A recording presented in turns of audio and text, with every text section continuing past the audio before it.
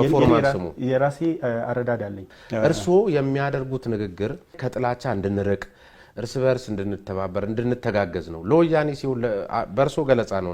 ለህወሓት ሲሆን ለምንድን ነው ማይሰራው? ያልተረዳነው ነገር ምንድነው? ወያኔ ራሱ ወያኔ ብሎ ነው የሚጠራው። የናዚ ፓርቲን ደግሞ ዘመን ቢያልፍም ልትወደው አትችልም። ስለዚህ በተመሳሳይ ህወሓት ላይ ጥላቻ አለኝ እስከሚያቆም ድረስ ጥላቻን በውስጡ የሚያሳድር አካል ወያኔ በነገራችን ፍቅርን እንዴት ይሰብካል? ወያኔ ነው ጥላቻ የሆነ አንድ እንደውም ምንድነው ፍቅር ያሸንፋል የሚል አንድ እንትን አቋቁማቸዋል። ማህበር አላችሁ። ተቀላቅያለሁ። ፍቅር ያሸንፍ ዘንድ ደግሞ ትልቅ አምባሻ ጋግራችሁ መቀሌ ላይ ልትቆርሱ እንዳሰባችሁም የሆነ መረጃ ተመልክቻለሁ። ትክክል። የእርሶ ውስጥ ጥላቻ ኖሮ ምን ያደርጋል አምባሻ? እዚህ ጋር ትልቁ ስህተት ህዝብን አይደለም የጠላሁት።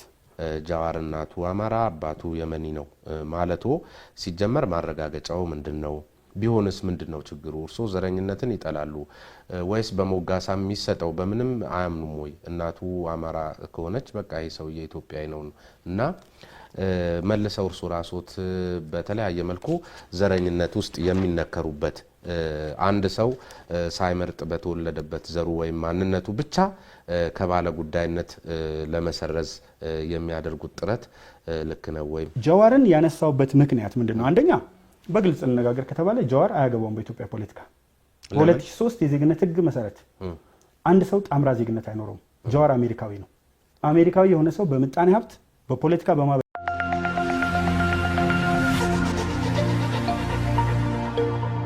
በአፍሪካ ትልቁ የንግድ እንቅስቃሴ ባለበት በመሃል መርካቶ ተክለ ሃይማኖት የሱቅ ባለቤት ይሁኑ።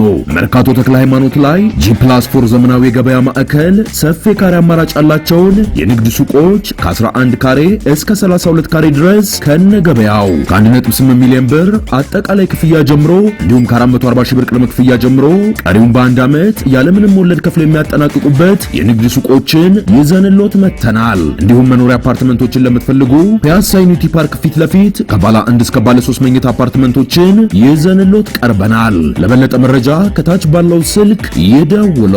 ሜሪት ፕሮፐርቲስ ሲያደርጉ ተደምጠዋል። መነጋገሪያ በሆኑ ርዕሰ ጉዳዮችም ይታወቃሉና እነዛን በተመለከተ መወያየት እንዲመቸን ያው ከብሔርተኝነት ብንጀምር የተሻለ ይመስለኛልና የብሔርተኝነት መረዳቱ የእርሱ አረዳድ ብሔርተኝነት ላይ ምንድነው? እንግዲህ ብሔርተኝነት የተለያዩ ትርጉሞች አሉት። በአንድ በኩል የኔ ማህበረሰብ ወይም ደግሞ የኔ ብሔር የተሻለ ነው የሚል በእንግሊዝኛው ቾቨኒስት የሚሉት ብሔርተኝነት አለ። ስለዚህ ለዛ ብሔረሰብ ወይም ደግሞ ለዛ ማንነት የበላይነት የሚታገል ለምሳሌ ለዚህ አይነተኛ መገለጫ የሚሆነው ሂትለር ነው። በሌላ በኩል ደግሞ ሁሉንም ጠቅልዬ ሊያዝ የሚል ቶታሊታሪያን የሆነ አመለካከት አለ። ከምግብም ከመጠለያና ከልብስ አልፎ የሰውን ጭንቅላት ጭምር ለመቆጣጠርና የራስን ብሔር ማንነት በሌላው ላይ ለመጫን የሚደረጉ ጥረቶች አሉ። ከዚህ ውጭ ደግሞ ብሔርተኝነት ለምሳሌ ሶማሌዎች በተለያዩ ግዛቶች ውስጥ ነው የሚገኙት። እነዚህን አንድ ላይ የማሰባሰብ ፍላጎት ያለው ብሔርተኝነት ወይም ኢሪደንቲዝም የምንለው አለ። በእኛ ሀገር አረዳድ ላይ ደግሞ ሁለት አይነት ብሔርተኝነቶችን ማስቀመጥ ፈልጋለሁ በግሌ ካለኝ እይታ። አንደኛው ኢትዮጵያዊ ብሔርተኝነት ነው። ኢትዮጵያን እንደ አንድ ኔሽን ብሔር የሚለው ነገር ሀገር ከሚለው ጋር ስለሚገናኝ እንደሱ ይዞ ኢትዮጵያዊ ብሔርተኝነት አንድነትን የሚያቀነቅን ብሔርተኝነት የመኖሩን ያህል በሌላ በኩል ደግሞ የዘውግ ብሔርተኞች አሉ። በአማራ በትግራይና በኦሮሚያ አካባቢ የሚታዩ የዘውግ ብሔርተኞች አሉ። ስለዚህ ለኔ ብሔርተኝነት አሉታዊ ተጽዕኖ ያለው የብሔርተኝነት መልክ አለ። አዎንታዊ ተጽዕኖ ያለው ደግሞ ከጭቆና ለመላቀቅ የሚደረጉ ትግሎችም ብሔርተኝነት ተብለው ሊወሰዱ ይችላሉ በዓለም አቀፍ ደረጃ። በጥቅሉ አሁን እዚህ ሀገር ላይ የዚህ የብሔርተኝነትን ጉዳይ ወይም ደግሞ የማንነት ፖለቲካን ከጎሳ ፖለቲካ ጋር ቀላቅሎ የማየት አዝማሚያ በስፋት ይስተዋላል። ስለሆነም አንዱን ይዞ መታገል ይሄ ተገቢ ያልሆነውን አሉታዊ ገጽታውን ለምሳሌ በአሜሪካዊ ማንነት ውስጥ ሆነው ማርቲን ሉተር ኪንግ ያደረጉት የጥቁርን ጭቆና የተዋጉበት የታገሉበት መንገድ አለ። ስለዚህ የተጨቆነን አካል ነፃ ለማውጣት የሚደረግና ፍትሃዊ የሆነ የብሔርተኝነትን አስተሳሰብ ማስረጽ ተገቢ ሆኖ ሳለ ከጎሳ ጋር በመቀላቀል እንዳለ ብሔርተኝነት የሚባለው አስተሳሰብ በራሱ ከዚህ ሀገር እንዲወገድ ከመሻት አይነት ነገር ይመስላል የእርሶ ትርክት የሚሉ አካላት አሉ። አሁን ማርቲን ሉተር ኪንግ ጁኒየር ያው ሲኒየሩ ሳይሆን ማርቲን ሉተር ኪንግ በሚታገልበት ወቅት ጥቁሮች እንደ ሰው አይቆጠሩም ነበር። ትምህርት ቤት ከነጮች ጋር የሚማሩበት ሁኔታ አልነበረም። በአጠቃላይ የተገለሉ ነበሩ በማህበራዊ ምጣኔ ሀብታዊ እንዲሁም ፖለቲካዊ መስተጋብር ውስጥ። ምርጫ ውስጥ እንኳን መሳተፍ የጀመሩት በ1971 ነው። በ1960ዎቹ ማርቲን ሉተር ኪንግ ያደረገው ትግል እንትን አለ። በኢትዮጵያ ስንመለከት ግን እንደሱ አይነት ድባብ አልነበረም። ከዛ ብሔርተኝነት ጋር ልናያይዘው የምንችለው እሱን መታገል ነው። ለምሳሌ የገዢ መደብ ባህልና ማንነት በሌሎች ውስጥ የማስረጽ ወይም ደግሞ በአገራዊ ብሔርተኝነትን ለማሳደግ ወይም ለማጎልበት ተብሎ የተደረጉ ክስተቶች የማንነት ፖለቲካን ወይም ደግሞ የብሔር ማንነትን በተለየ መልኩ ችግር ውስጥ የከተተበት ሁኔታና ወይም ደግሞ ተጨቁነናል የሚሉ ማህበረሰቦች ባሉበት ሁኔታ ያንን በአግባቡ መደረግ ያለበትን እውቅና መስጠትና ሁለቱን ማስታረቅ እንጂ ይሄኛው እንዳልነበር በመቁጠር አሁን እርሶ በሚሉት አስተሳሰብ ሁሉንም ጠቅልሎ የመሄድ አዝማሚያ ነው የሚታየው ነው። እኔ ደግሞ ተጨቁነናል የሚለውን ነገር መጀመሪያ ካለመቀበል ነው የምነሳው። ምክንያቱም የተጨቆነው መላው ኢትዮጵያዊ ነው። ስርዓቶች ፊውዳላዊ ስርዓት ያለው ጭቆና ከሰሜን እስከ ደቡብ ከምዕራብ እስከ ምስራቅ ባሉት ማህበረሰቦች ላይ አንድ አይነት ነገር የገዢ መደብ ባህል የሚባል ነገር የለም። በእኔ እምነት ወይም ደግሞ በእኔ አተያይ ባህሎች ይወራረሳሉ። ለምሳሌ የኦሮሞ ባህል በተስፋፋባቸው ቦታዎችና በያዛቸው ማህበረሰቦች ውስጥ ማንነታቸውን ጭምር እየጨፈለቀ የሄደበት ሁኔታ አለ። ታሪካዊ መገፋፋት ውስጥ የተለየ የተጨቆነ ማህበረሰብ የለም። ለምሳሌ ትግሎችን እንመልከት። ትግል የተጀመረው ከ1960ዎቹ በኋላ ነው። በተለይ ከመፈንቅለ መንግስቱ የ1960 መፈንቅለ መንግስት በአውሮፓ አቆጣጠር ነው ብዙ ጊዜ የሚመቸኝ። ከሱ በኋላ ነው የተፋፋመ የመጣው። እነማን ነበሩ ይታገሉ የነበሩት? እነ ዋለልይ መኮንን፣ ሌሎች በርካታ ነገሮች ጥያቄ ያነሱ የነበሩት እጅግ በጠነከረ ሁኔታ። ለምሳሌ ገዢ መደብ ወጣ ተብሎ የሚታሰብበት አማራው አካባቢ ነው። ነገር ግን በተግባር መሬት ላይ ስንመለከት ስርዓቶቹን ለመገርሰስ በተደረገው ትግል ውስጥ ያለምንም ማጋነን ግንባር ቀደም ሚና ይጫወቱ የነበሩት እነዚህ ናቸው። ተማሪዎቹ ደግሞ በብሔረሰብ ተከፋፍለው አልነበረም። እርግጥ ብቅ ያሉ የብሔርተኝነት ስሜቶች ማቆጥቆጥ እንደጀመሩ እናያለን። ይሁንና የተጫነው የትኛው ነው? ምንድን ነው? ቋንቋ በተለያየ አጋጣሚ ተስፋፍቷል። የተስፋፋበት መንገድ ደግሞ በግፍ የተስፋፋ አይደለም። በንግድም የተለያዩ ጥናቶችን ማየት እንችላለን። ስለዚህ ምንድን ነው የተጫነው? ኦሮሞ ባህሉን የህዝብ ለህዝብ ማየት እንችላለን። በደርግ ስርዓት ውስጥ ትግሉ የፋመ የጋመበት ጊዜ ደርግ ስርዓት ነው። በደርግ ስርዓት የትኛው የብሔረሰብ ማንነት ነው ጎልቶ የወጣው? የትኛው የገዢ መደብ ባህል ነበረ ሌሎቹ ላይ የተጫነው? ትግሉ የተጀመረው እዚህ ውስጥ ነው፣ ደርግ ውስጥ ነው። ከደርግ በፊት የነበረው ገና ማቆጥቆጥ የጀመረበት ነው። እያበበ መጥቶ ከዛ በኋላ ደግሞ ህወሓት ናት 27 ዓመት የበላይነቷን ጭና ያኖረችው። ስለዚህ በዚህ ውስጥ የተደረጉ ትግሎች የገዢው መደብ ማንነት መጣብን ቢሉ በእኔ እምነት ልሰማቸው የምችልበት መነሻ የለኝም። ምን ስለሆነ ከፊት የሚቀመጥ ማህበረሰብ ነበር ወይ? ከኋላ የሚቀመጥ ማህበረሰብ ነበር ወይ? በመላው ዓለም ላይ እንደተደረጉ አይነት ትግሎች የሚደረጉ ትግሎች ነበር ወይ? በነገራችን ላይ ብሔርተኝነት ጤናማ የሆነው ብሔርተኝነት እኮ አሁን ዓለም አቀፍ ገጽታው እንደውም እየጎለበተ የመጣበት ሀገሮችንም በተለያየ መልኩ ኢቭን የዚህ የሊበራሊዝም ጽንሰ ሀሳብ ወይም ርዕዮትም በራሱ ይህን ታሳቢ ያደረገ ራሱን የቻለ አቅጣጫ እንዲከተልም እየተገደደ ያለበት ሁኔታ ነው ያለውና የብሔርተኝነት የለም የተጨቆነ የለም በሚል አግባብ ነገሮችን በአንድ ላይ ደምድሞ ማየት የሚቻልበት ሁኔታ አለ። ከዚሁ ጋር ተያይዞ ቅድመ 83 ከ83 ዓመተ ምህረት አስቀድሞ በነበረችው ኢትዮጵያ ውስጥ በሁሉም አቅጣጫ ሀገራችን በነፃ አውጪ ድርጅቶች ስትናጥ ነበር። በዚያ ሰዓት ደግሞ የዚህ ብሔር ተኮር የሆነ የፌዴራላዊ ስርዓት አልነበረም። ደርግ ያን ይከተል አልነበረም። ስለዚህ የሆነ ችግር አለ ማለት ነው። ነፃ አውጪ ድርጅቶች ሀገሪቷን ሲንጡ የነበረበት ምክንያት ታዲያ ምንድን ነው? ይሄ ባልነበረበት ሁኔታ ነው። በጣም ጥሩ። የተጨቆነ ማህበረሰብ ከሚለው ከመጀመሪያው ሀሳብ ልነሳ። ለምሳሌ አሁን ይታገሉ ነበር የሚባለው የአማራውን ገዢ መደብ ነው። በትክክል ደጋግመን የምንመለከተው የአማራው ጭቆና አማራው ላይ ደርስ የነበረው በደል ከሌሎቹ ጋር ተመሳሳይ የሆነ ነገር ነው። ስለዚህ ደርግን ለመጣል የተደረገው ትግል ላይ ብአዴንን እናያለን። መጀመሪያ ኢህዲን በኋላ ብአዴን ሆኖ ጎልብቶ የወጣውን እንመለከታለን። በዚህ ውስጥ መስዋዕትነት የከፈሉ ሁለተኛው መስዋዕትነት ከትግራይ ህወሓት ቀጥሎት ከፍተኛው መስዋዕትነት የተከፈለው በአማራው ልጆች ነው። በትክክል በተግባራዊ ደረጃ ካየ ነው ሌሎቹ እያቆጠቆጡ የነበሩና በስም የምናውቃቸው ናቸው ከኦጋዴን ነፃ አውጪ ግንባርና ከኦነግ በስተቀር እነዚህ አልፈው ሰርጸው የመጡ አልነበሩም። እና ማን ነው የመሰረታቸው የሚለው ላይ ነው የምመጣው። ትግሉ ለምንድን ነው ያልተደገፈው? ለምንድን ነው በስፋት ሰፊ ተቀባይነት አግኝቶ ረጅም ሰዓት ሊፈጅ የቻለው ብለን ስንመለከት አንደኛ ዓለም አቀፍ ኃይሎች የሚፈልጓቸው የብሔረሰብ አደረጃጀቶች አሉ። አንድን ሀገር ለማፍረስ የሚፈጥሯቸው ድርጅቶች አሉ። ቀደም ብዬ ለመግለጽ እንደሞከርኩት ኦነግንና ወያኔን የፈጠሯት ሻዕቢያ እንደሆነ በትክክል ለምሳሌ አስራት አብርሃም የትሮይ ፈረስና የባለፈረሱ ተልእኮ በሚል የጻፈው አለ። የህወሓት ቤተሰብ ልጅ ነው።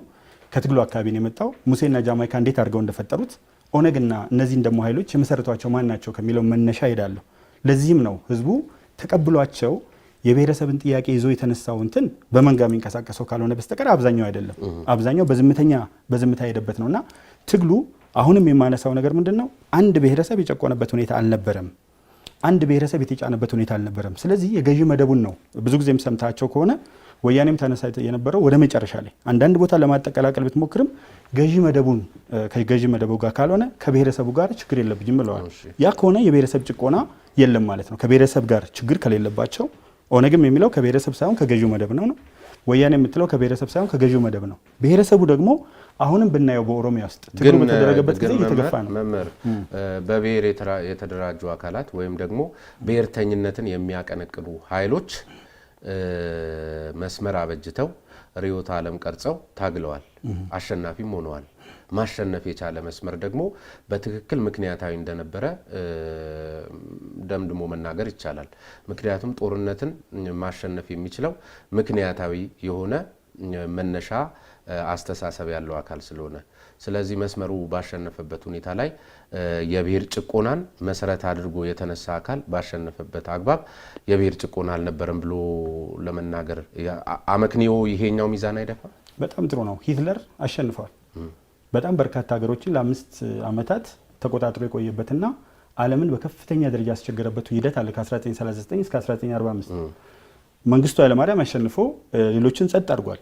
የኢህአፓን፣ የመኢሶንን፣ የአወሊን፣ የጫትን፣ የላታማን፣ የሴታማን የተለያዩ የኢማማን እንቅስቃሴዎች አኮላሽቶ በጉልበት ስልጣን ይዞ በጉልበት ማሸነፍና በፖለቲካ ማሸነፍ ይለያያል። ወያኔ በፖለቲካ አይደለም ያሸነፈችው። ከጉልበትማ ከወያኔ በላይ ወይም ደግሞ ከኢህአዴግ በላይ ይቅርታ ለእንትኔ እዚህም ላይ በኋላ ስለምንነጋገር በጉልበትማ ደርግንም ያህል አካል አልነበረም። በምንም መልኩ ኢህአዴግ ማሸነፍ የቻለው በህዝብ ተሳትፎና ህዝባዊ ቅቡልነቱ ህዝባዊ ውግንናው ነው ያሸነፈው ተብሎ ነው በተለያዩ ተመራማሪዎች የሚገለጸው። እኔ አሁን ተመራማሪዎቹ ማን ናቸው የሚለውን ጥያቄ እጠይቃለሁ። ህወሓት ያሸነፈችበት መንገድ ለምሳሌ ሃሮልድ ማርከስ በሚገባ ጽፎታል። ወያኔ መለስና ኢሳያስ እንግሊዝና አሜሪካ ሄደው ከተነጋገሩ በኋላ በተደረገላቸው ዓለም አቀፋዊ ድጋፍ የሶሻሊስታዊ ዓለም በመውደቁ እንጂ 16 ዓመት እኮ ከትግራይ መውጣት አልቻሉም። ራሳቸው ከሚደግፏቸው ማህበረሰብ ውስጥ 16 ዓመት መውጣት ሳይችሉ በአንድ ዓመት የሶምሶማ ያህል ሩጫ ሮጣው አዲስ አበባ የገቡበት ትልቁ ምክንያት ዓለም አቀፍ ጫናውና ደርግ የነበረበት አጠቃላይ ሁኔታ አማራ አካባቢ የነበረውን መሳሪያ ስላስፈታ፣ ኦሮሞ አካባቢም የተለየ ነገር ስለሚያደርግ የትኛውም ነገር ቢመጣ በዝምታ ውስጥ ማሳለፍ፣ መሳሪያ ያዘን ኃይል እንዲያሸንፍ ማድረግና አሸንፎ መምጣት ትክክል አይደለም። ያም ደግሞ መስመር ትክክል ቢሆን ኖሮ በቀጠለው እንትን ውስጥ አይቀጥልም ነበር። እንደገና ትግል ቀጠለ። እንደመጣ ማለት ነው። እንደመጣ በርካቶች ተሰዉ። ስለዚህ ቅቡል የነበረው ተቀብሎታል የሚባለው ማህበረሰብ ለምን መልሶ ታገለው ስንል ከመጀመሪያው አልተቀበለውም እኮ። ይሄንን ወያኔን ስትመጣ እኔ መምህር ነበርኩ፣ አናውቃትም፣ በሰይጣንነት ነው የምናውቃት። አሸንፋ መጣች እንጂ እኔ ተቀብያት አልመጣችም። በጣም በርካታው ማህበረሰብ ተቀብሏት አልመጣችም። ማን እንደሆነችም አይታወቅም። እንደገባች ወደ ክፋት ሄደች። ስለዚህ ያሸነፈችው የተሻለ አደረጃጀት ይዛ የደርግ መረጃዎች እየተሰጧቸው ሰራዊቱ በነበረበት ሁኔታ እንዲመታ እየተደረገ ለምሳሌ የሽሬ ላይ የተደመሰሰው 4 ክፍለ ጦር 4ኛ ክፍለ ጦርን ጨምሮ በፍጹም በሳቦቴጅ የተደረገ ነውና ሰራዊቱ ተስፋ እንዲቆርጥ የሚያደርጉ በገንዘብ የሚሸጡት ኃይሎች መምጣታቸውና ማሸነፋቸው አሸነፉ ብያለሁ። ወስድም አላሸነፉም። በመሳሪያ ማንበርከክና የሰዎችን ልብ ገዝቶ ማሸነፍ እጅግ የተለያየ ነው። መጀመሪያ የት እናውቃታለን? ወያኔ በመሳሪያ ማንበርከክ የተሳነው እሺ፣ ወደሱ እንመጣለን። በመጽሐፍ ውስጥ የተጠቀሱ ጉዳዮችን አንስተን እናወራለን። ግን ከዚህ አስቀድሞ የወያኔ አረዳዶት የርሱ እንዴ ምንድነው? ማለት ወያኔ ማለት እኮ ለነጻነቱ የሚታገል ህዝብ ነው። ዛሬም ነገም ከነጎዲያም አንድ በነጻነቱ የሚመጣበት ማህበረሰብ ከትግል ወደ ኋላ ማይልበት ሁኔታ ባለበት አግባብ ላይ ወያኔ ብሎ ገለጻ በራሱ ተገቢነት አለው ወይ? በተለይ በየመድረኮቹ ላይ እርሶ ሲያወሩ ንግግሮ ሁሉ መቻቻልን፣ ፍቅርን፣ ከጥላቻ መራቅን የሚመስል ነገር ዋሽቶ ማስታረቅን ጭምር አሁን በዚህ በስዊድን መድረክ ላይ ይመስለኛል እሱን ተመልክቻለሁ። ነገር ግን መምህር ታዬ በተለይ በጣም በተደጋጋሚ የሚገልጿቸው አገላለጾች ወደ አንድ ማህበረሰብ ላይ ሌላ ጥላቻ እንዲኖር ወይም ደግሞ ዋሽቶ ማስታረቅን ደግሞ የሚሰብክ አካል ኢቭን ወያኔ ራሷ በርሷ አገላለጽ ራሱ እንበላቸውና ሺ ጊዜ አጥፍተው ቢሆን እንኳን በዚህ መልክ መገለጽ አለባቸው ወይ? እንደዚህ ነው ወይ ስብከቶትና በተለይ ደግሞ የምንኖረውና የምንሆነውንም ተቸግረናል የሚሉት ነገር አለና ለምንድን ነው እርሶ የሚናገሩትን መሆን የተሳኑት ለወያኔ ሲሆን? በጣም ጥሩ። ናዚ ማለት ትርጉሙ ናሽናል ሶሻሊስት ፓርቲ ነው። ወያኔ ማለት ትርጉሙ በአንድ ላይ ሆኖ መነሳት፣ ወጣቶች ለአንድ ዓላማ ሲነሱ ወይም ደግሞ መታገል ነው። ከትርጉም አንጻር ናዚም ችግር የለበትም። የናዚ አክሮኒም ወደ እንግሊዝኛው ሲመለስ ናሽናል ሶሻሊስት ዲሞክራቲክ ፓርቲ ነው። ናሽናል ሶሻሊስት የሆነ ደግሞ ሁሉም ሰው እኩል ነው የሚል ነው። መሬት ላይ የሚያደርገው ነገር ግን በጣም የተለየ ነው። ወያኔን ለምንድን ነው በእርቅ ውስጥ የምታነሳት ካልከኝ ወያኔ አሁንም ስላላቆመች ነው። ማንም የኢትዮጵያ ሕዝብ እንደሚገርም ምንድን ነው ማረጋገጫውት? ወያኔ የሚባለው አለ ወይ? አሁን በደንብ አለ። ማን ነው ወያኔ? ማን ነው ወያኔ? ወያኔ ማለት ህዝባዊ ወያነ ሓርነት ትግራይ ህወሓት እያልን ነው እናውራ። እንደሱ አሁን በፎርማል ስሙ የራሴ አረዳድ አለኝ። በፎርማል ስሙ በእንግሊዝኛው ቲፒኤልኤፍ ነው፣ በአማርኛው ህወሓት ነው፣ ህዝባዊ ወያኔ ሓርነት። እኔ ግን ወያኔ የምልበት የራሴ የሆነ ምክንያት አለኝ። ምክንያቱም ጥላቻ አለቦት ማለት እኮ ነው። አሁን በስሜት ሆነ የምንረዳው እርስዎ የሚያደርጉት ንግግር ዲስኮርሶችን ተመልክቻለሁ። በነገራችን ላይ ብዙ መድረኮቹን እዛ ላይ ከጥላቻ እንድንርቅ ሀገራዊ ፍቅር እንዲኖረን እርስ በርስ እንድንተባበር እንድንተጋገዝ ነው። ለወያኔ ሲሆን በእርሶ ገለጻ ነው። ለህወሓት ሲሆን ለምንድን ነው ማይሰራው? ያልተረዳነው ነገር ምንድን ነው? ወያኔ ራሱ ወያኔ ብሎ ነው የሚጠራው። ራሱ የወያኔ አባልናት ወያኔ ነው ወያኔ ነኝ ብለው በተለያየ መድረክ ላይ እነማስቲ ለምሳሌ ሁሉም የወያኔ አባላት በሙሉ ምክንያቱም አውቀዋለሁ፣ አብሬያቸውም ነበርኩኝ። ስለዚህ ወያኔ ብለው ራሳቸውን የሚጠሩት ህዝባዊ ወያኔ ሓርነት ትግራይ ባጭር ስሙ ወያኔ ነው። እንትናቸውን ጽሁፋቸውን ወያኔ ነው የሚለው ራሱ መጽሔታቸው የህወሓት ልሳን ወይን ነው የሚለው።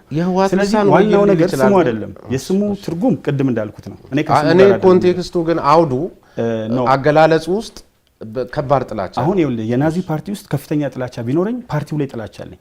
የናዚ ፓርቲን ያህል የናዚ ፓርቲን ደግሞ ዘመን ቢያልፍም ልትወደው አትችልም። ስለዚህ በተመሳሳይ ህወሓት ላይ ጥላቻ አለኝ እስከሚያቆም ድረስ ወደ እርቅ መጥቶ ወደ ይቅርታ መጥቶ ኢትዮጵያን ህዝብ ይቅርታ ጠይቆ ልክ ገዢው ፓርቲ እሱ ላይ ያለው ክፍፍል እንዳለ ሆኖ ይቅርታ ጠይቆ በሰላማዊ መንገድ ሰላም ለመፍጠር የሚሄድ ጥላቻን በውስጡ የሚያሳድር አካል ወያኔ በነገራችን ፍቅርን እንዴት ይሰብካል? ወያኔ ነው ጥላቻ የሆነ አንድ እንደውም ምንድነው ፍቅር ያሸንፋል የሚል አንድ እንትን አቋቁማቸዋል። ማህበር አላችሁ። ፍቅር ያሸንፍ ዘንድ ደግሞ ትልቅ አምባሻ ጋግራችሁ መቀሌ ላይ ልትቆርሱ እንዳሰባችሁም የሆነ መረጃ ተመልክቻለሁ። ትክክል። የእርሱ ውስጥ ጥላቻ ነው፣ ጣሊያንን መጥላት አይደለም። ስለዚህ ወያኔን መጥላት ወያኔ ውስጥ ሰዎች የሉም።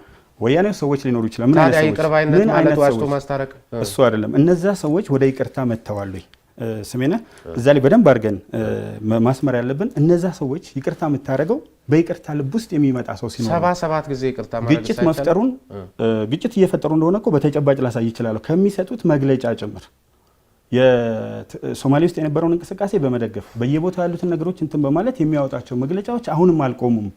ስለዚህ ወደ ይቅርታ በባህላችን የምንሄደው ምንድነው? ሰዎች የምታስታርቃቸው እኮ ሁለቱም ወገኖች ፈቃደኛ ሲሆኑ ነው ለይቅርታ። ከህዝብ ጋር ደጋግመዋለሁ፣ ችግር የለብንም። የትግራይ ህዝብ፣ የአማራን ህዝብ፣ የኦሮሞን ህዝብ ፍቅር ያሸንፋል የሚባለው ማህበር ሲቋቋም ያለ ፖለቲካ ልዩነት የየራሳችንን ፖለቲካ ረዳድ ለብቻ አስቀምጠን የየራሳችንን እምነት ለብቻ አስቀምጠን እዛ ጋር የምንሰራው ነገር ፍቅር ነው። እኔ አንድ ሰው ነኝ በፍቅር ያሸንፋል ማህበር ውስጥ። ማህበሩን የመሰረቱት እጅግ በጣም የፍቅር ሰዎች በርካታ መስዋዕትነት የከፈሉ በጨለማ ቤት ውስጥ ያረፉ አሁንም በርካታ ስራዎች የሚሰሩ አሉ። ስለዚህ እኔ የትግራይ በዓል አሸንዳ በዓል ሲከበር የፍቅር ያሸንፋል ማህበር መስራችና አንድ አካል ኖት አይደል? መስራች እንኳን አይደለም፣ ግን መስራች አይደሉም፣ አንድ አካል ኖት ወይም ደግሞ እንትን ኖት ኢሜጅ ኖት። በጣም ማለት ፍቅር ያሸንፋል ሲነሳ መምህር ታዬ ናቸው የሚነሱትና አሁን ይሄን የምናደርገው ቃለ ምልልስን በዚህ ደረጃ እርሶ ስለ ህወሓት ወይም ስለ ወያኔ በሚሉት እርሶ በገለጹት ልክ የእርሶ አባላት ይዘውት የሚሄዱት አምባሻ እውነት ግቡን ይመታል ብለው ያስባሉ? አሁን ባለው የትግራይ ህዝብና የህወሓት ግንኙነት አኳያ ግቡን ይመታል ይመስሎታል? እንግዲህ አንድ ፓርቲ ውስጥ ኦህዴድ የሚባለው ፓርቲ ውስጥ አንድ የተለየ ሰው መጥፎ ንግግር ስለተናገረ ህዝቡ በሙሉ ኦህዴድን ይጠላዋል፣ ኦዴፓን ይጠላዋል ማለት ነው ወይ? አዴፓ ውስጥ አንድ መጥፎ ነው ብሎ የሚያስቡት ሰው እጅግ አደገኛ ንግግር ስለተናገረ አዴፓን ሰው ይጠላዋል ወይ? ታየን ከፍቅር ያሸንፋል ማህበር ጋር ለይቶ ማየት ያስፈልጋል።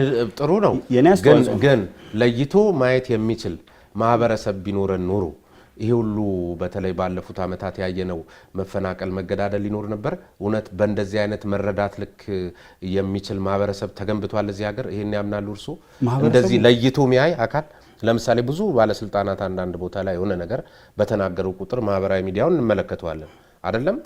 በመንጋ ብዙ ነገሮች ነው ሲደረጉ እዚህ ሀገር የምናየው እንጂ ይሄ የመምህር ታዬ ንግግር ነው ሌላውን አይወክልም የሚል የላቀ አስተሳሰብ ያለው ማህበረሰብ በማህበረሰብ ደረጃ ገንብተናል። እርስዎ እንደሚሉት በማህበረሰብ ደረጃ ገንብተናል ብዬ መናገር አልችልም። እየገነባን ግን ነው የምንሄደው። ዲሞክራሲ በተፈጥሮ ኢቮሉሽናሪ እንጂ በዝግመት የሚሄድ እንጂ ቅጽበታዊ አይደለም፣ ሪቮሉሽናሪ አይደለም በባህሪው።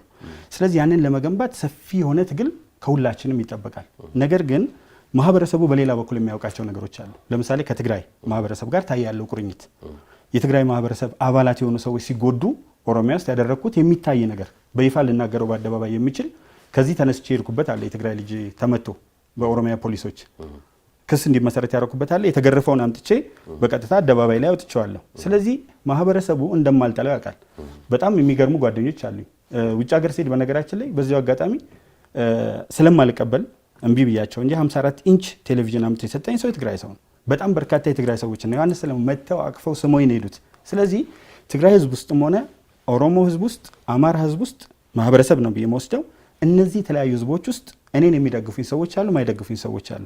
አክቲቭ ሆነ እስከተሳተፍክ ድረስ ንቁ ሆነ እስከተሳተፍክ ድረስ በዚህ በተጋጋለ ፖለቲካ ውስጥ የሚደግፉና የማይደግፉ መኖራቸው እውነት ነው። ነገር ግን አንድ ፓርቲ እርቅም መሰረታለሁ ብዬ ወደ ፍቅር ያሸንፋል ማህበር ብገባም አንድ ፓርቲ በአገር ላይ የሚያደርሳቸውን ነገሮች እስከቀጠለ ድረስ የተለያዩ ነገሮችን በተዘዋዋሪ የሚደግፍና አሁን ቀጥሏል ፓርቲ በሚገባ መግለጫዎች ምን እስቲ ለምሳሌ ከሶማሌ ጀመርኩልህ መግለጫዎች ከኢህአዴግ እየተለየ የሚያወጣቸው መግለጫዎች ከአገሪቱ አጠቃላይ ህገ መንግስት ተለይቶ ከኤርትራ ጋር ለብቻ ላይ ያደርግ የነበረው ግንኙነትና የቀረበት ደብዳቤ በተለያዩ ቦታዎች የሚነሱ ነገሮችን ላይ የሚያወጣቸው መግለጫዎች ከአዴፓ ጋር ወንድማማች ናቸው፣ አብረው ነው የሚሰሩት። ቅማንትና ጎንደር ህዝብ ላይ ግጭት ሲፈጠር የሚሰጣቸው መግለጫዎችና የሚያደርጓቸው ነገሮች የተመላለሷቸው ምልልሶች በሙሉ ይታወቃሉ። አንድ በአንድ በዝርዝር ላስቀምጣቸው አልችልም። አዴፓ የሰጠው መግለጫ አለ፣ ጸረ ወያኔ ነው። ወያኔ መጀመሪያ ፕሮቮክ ላደረገው ደግሞ የተሰጠው መልስ አለ። በማህበራዊ ሚዲያ ገጽ ላይ አስቀምጫለሁ። ስለዚህ አልቆምም። አሁንም የሚያደርጋቸው ነገሮች ጣልቃ ገብነቶች እንደዚህ አይነት ጉዳዮችን ፓርቲዎቹ አይተጋገሉም። አንድ ፍቅርን ከሚሰብክ ታሪክ ከሚያሰርጽ አካል በዚህ ደረጃ እንደ ፓርቲ መሟገቱ ልክ ነው? እሱ ስህተት ነው። በነገራችን ላይ ፍቅራችን የሚያደፈርሱ ኃይሎችን ካልነካቸው በስተቀር ፍቅር እንዴት አድርገህ ትመሰርታለህ? ፍቅርን ለመመስረት ፍቅርን የሚያደፈርሱ ኃይሎችን መምታት አንዱ ስትራቴጂ ነው፣ አንዱ ትግል ነው። ወደዚህ ትግል ውስጥ ስገባ በማህበራዊ ሚዲያም ሆነ በተለያየ መንገድ ዛሬ አይደለም ወደ ማህበራዊ ሚዲያው ብቅ ያልኩት ከ2013 ጀምሮ ነው። ማየት ይቻላል። ከዛን ጊዜ ጀምሮ ዝም ብለን ወደ መንፈሳዊ ጉዳዮች እንወሰደውና እኔ መንፈሳዊ ስላልሆንኩ ማለት ነው። መንፈሳዊ የራሴ እምነት አለኝ። ነገር ግን ልታገል ስገባ በዚህ ምድር ላይ የምታገልባቸው መስመሮች ፍቅርን ለመመስረት እየተማቱ ፍቅርን መገንባት ይቻላል። አልተማታንም። ትግል ለምንድን ነው የሚደረገው? ከዚህ በላይ ምን ምታለ? ትግል ለምንድን ነው የሚደረገው? ወንድሜ ትግል የሚደረገው ለምንድን ነው? ፍቅር ለማምጣት ፍቅርን የሚያደፈርሰውን ኃይል ትመታዋለህ። ፍቅርን ለማምጣት ቅኝ ገዢን ትመታለህ። መማታትን አንድ መፍትሄ አድርጎ ያስቀመጠ አካል ተወደደም ተጠላ ሌላም ጊዜ ሊማታ ቢችል እንጂ ፍቅርን መሬት ላይ እሱ ያንተ አረዳድ ነው። እዚህ ጋር በደንብ ማስቀመጥ የምችለው ያ የጋዜጠኛ ስሜነህ አረዳድ ነው። ፍቅርን ስለምመሰርት በርካታ ሰዎች እየተቀበሉኝ ነው። እነዚህ ሰዎች ጉዑዛን አይደሉም፣ ማሰብ ማይችሉ አይደሉም።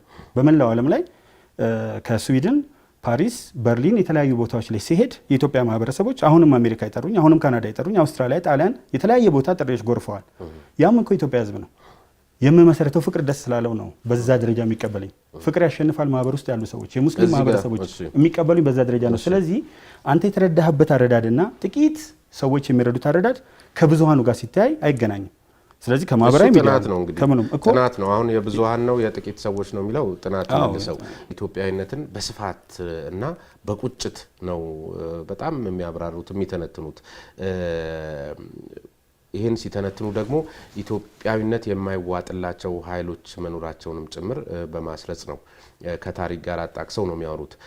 ነገር ግን እነዚህ ኢትዮጵያዊነት አይዋጥላቸውም የሚሏቸው አካላት ባሉበት ቦታ ላይ ሳይሆን ኢትዮጵያዊነትን ምናልባትም ከርሶም በላይ የሚያቀነቅኑ ኃይሎች ሰፈር ነው ሄደው እርሶ ሲሰብኩ የሚታዩት። ወይ ጎጃም ነው ወይ ጎንደር ነው ወይ ስዊድን ነው ወይ አሜሪካ ነው ወይ ካናዳ ነው። እነዚህ አካላት በኢትዮጵያዊነት ጉዳይ ላይ ምንም አጀንዳ የለብንም ብለው የሚያምኑ ሰዎች ናቸው። ስለዚህ ቦታውን ትተው ያለ ቦታው ላይ የሚደረግ እንትን ተራ ግብዝነት አይሆንም ወይ? እነዚህ ሰዎች ራሳቸው በዛ መልክ ማየት ግብዞች ናቸው። እኔ አማራ ክልል ሄድኩት አንዴ ነው። ወጣቶች ጎዳና ላይ ለሚያደርጉት ንግግር የተለያዩ ሰዎችን ጋበዙ። እኔም ብቻ ሳይሆን በርካታ ሰዎች ሲጋብዙኝ እዛ ቦታ ላይ ሄጄ ሐሳቡን አቀረብኩ።